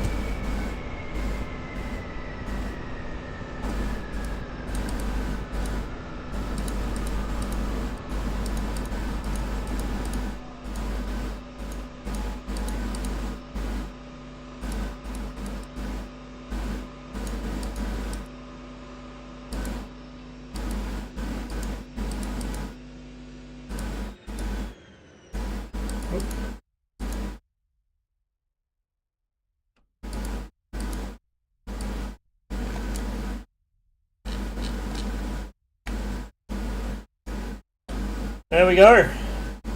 And that is the MiG-21. It's a lot of fun to fly. If you like a challenging aircraft that can do a bit of everything, but you know, maybe not quite as easily as the modern ones do, this is definitely worth getting. It's not hard to fly, it's hard to be good at flying, as I have no doubt proven by not being good at flying it. If you want to see somebody who actually knows how to use this thing really well, if you want to see what they're capable of in multiplayer, there is one guy that plays on 104th, I think, Hadwell. He is really good at MiG-21, so if you find him on YouTube, he's got a bunch of videos up. Hellrain82 is pretty good with it as well. And they'll give you a good demonstration of just what this is capable of when it's used well and set up in a good ambush. But yeah, I think that'll end the stream here, so thanks for watching, and thanks to everyone that stayed after Tawny hosted me. Hope you enjoyed, and I hope to catch you in the future.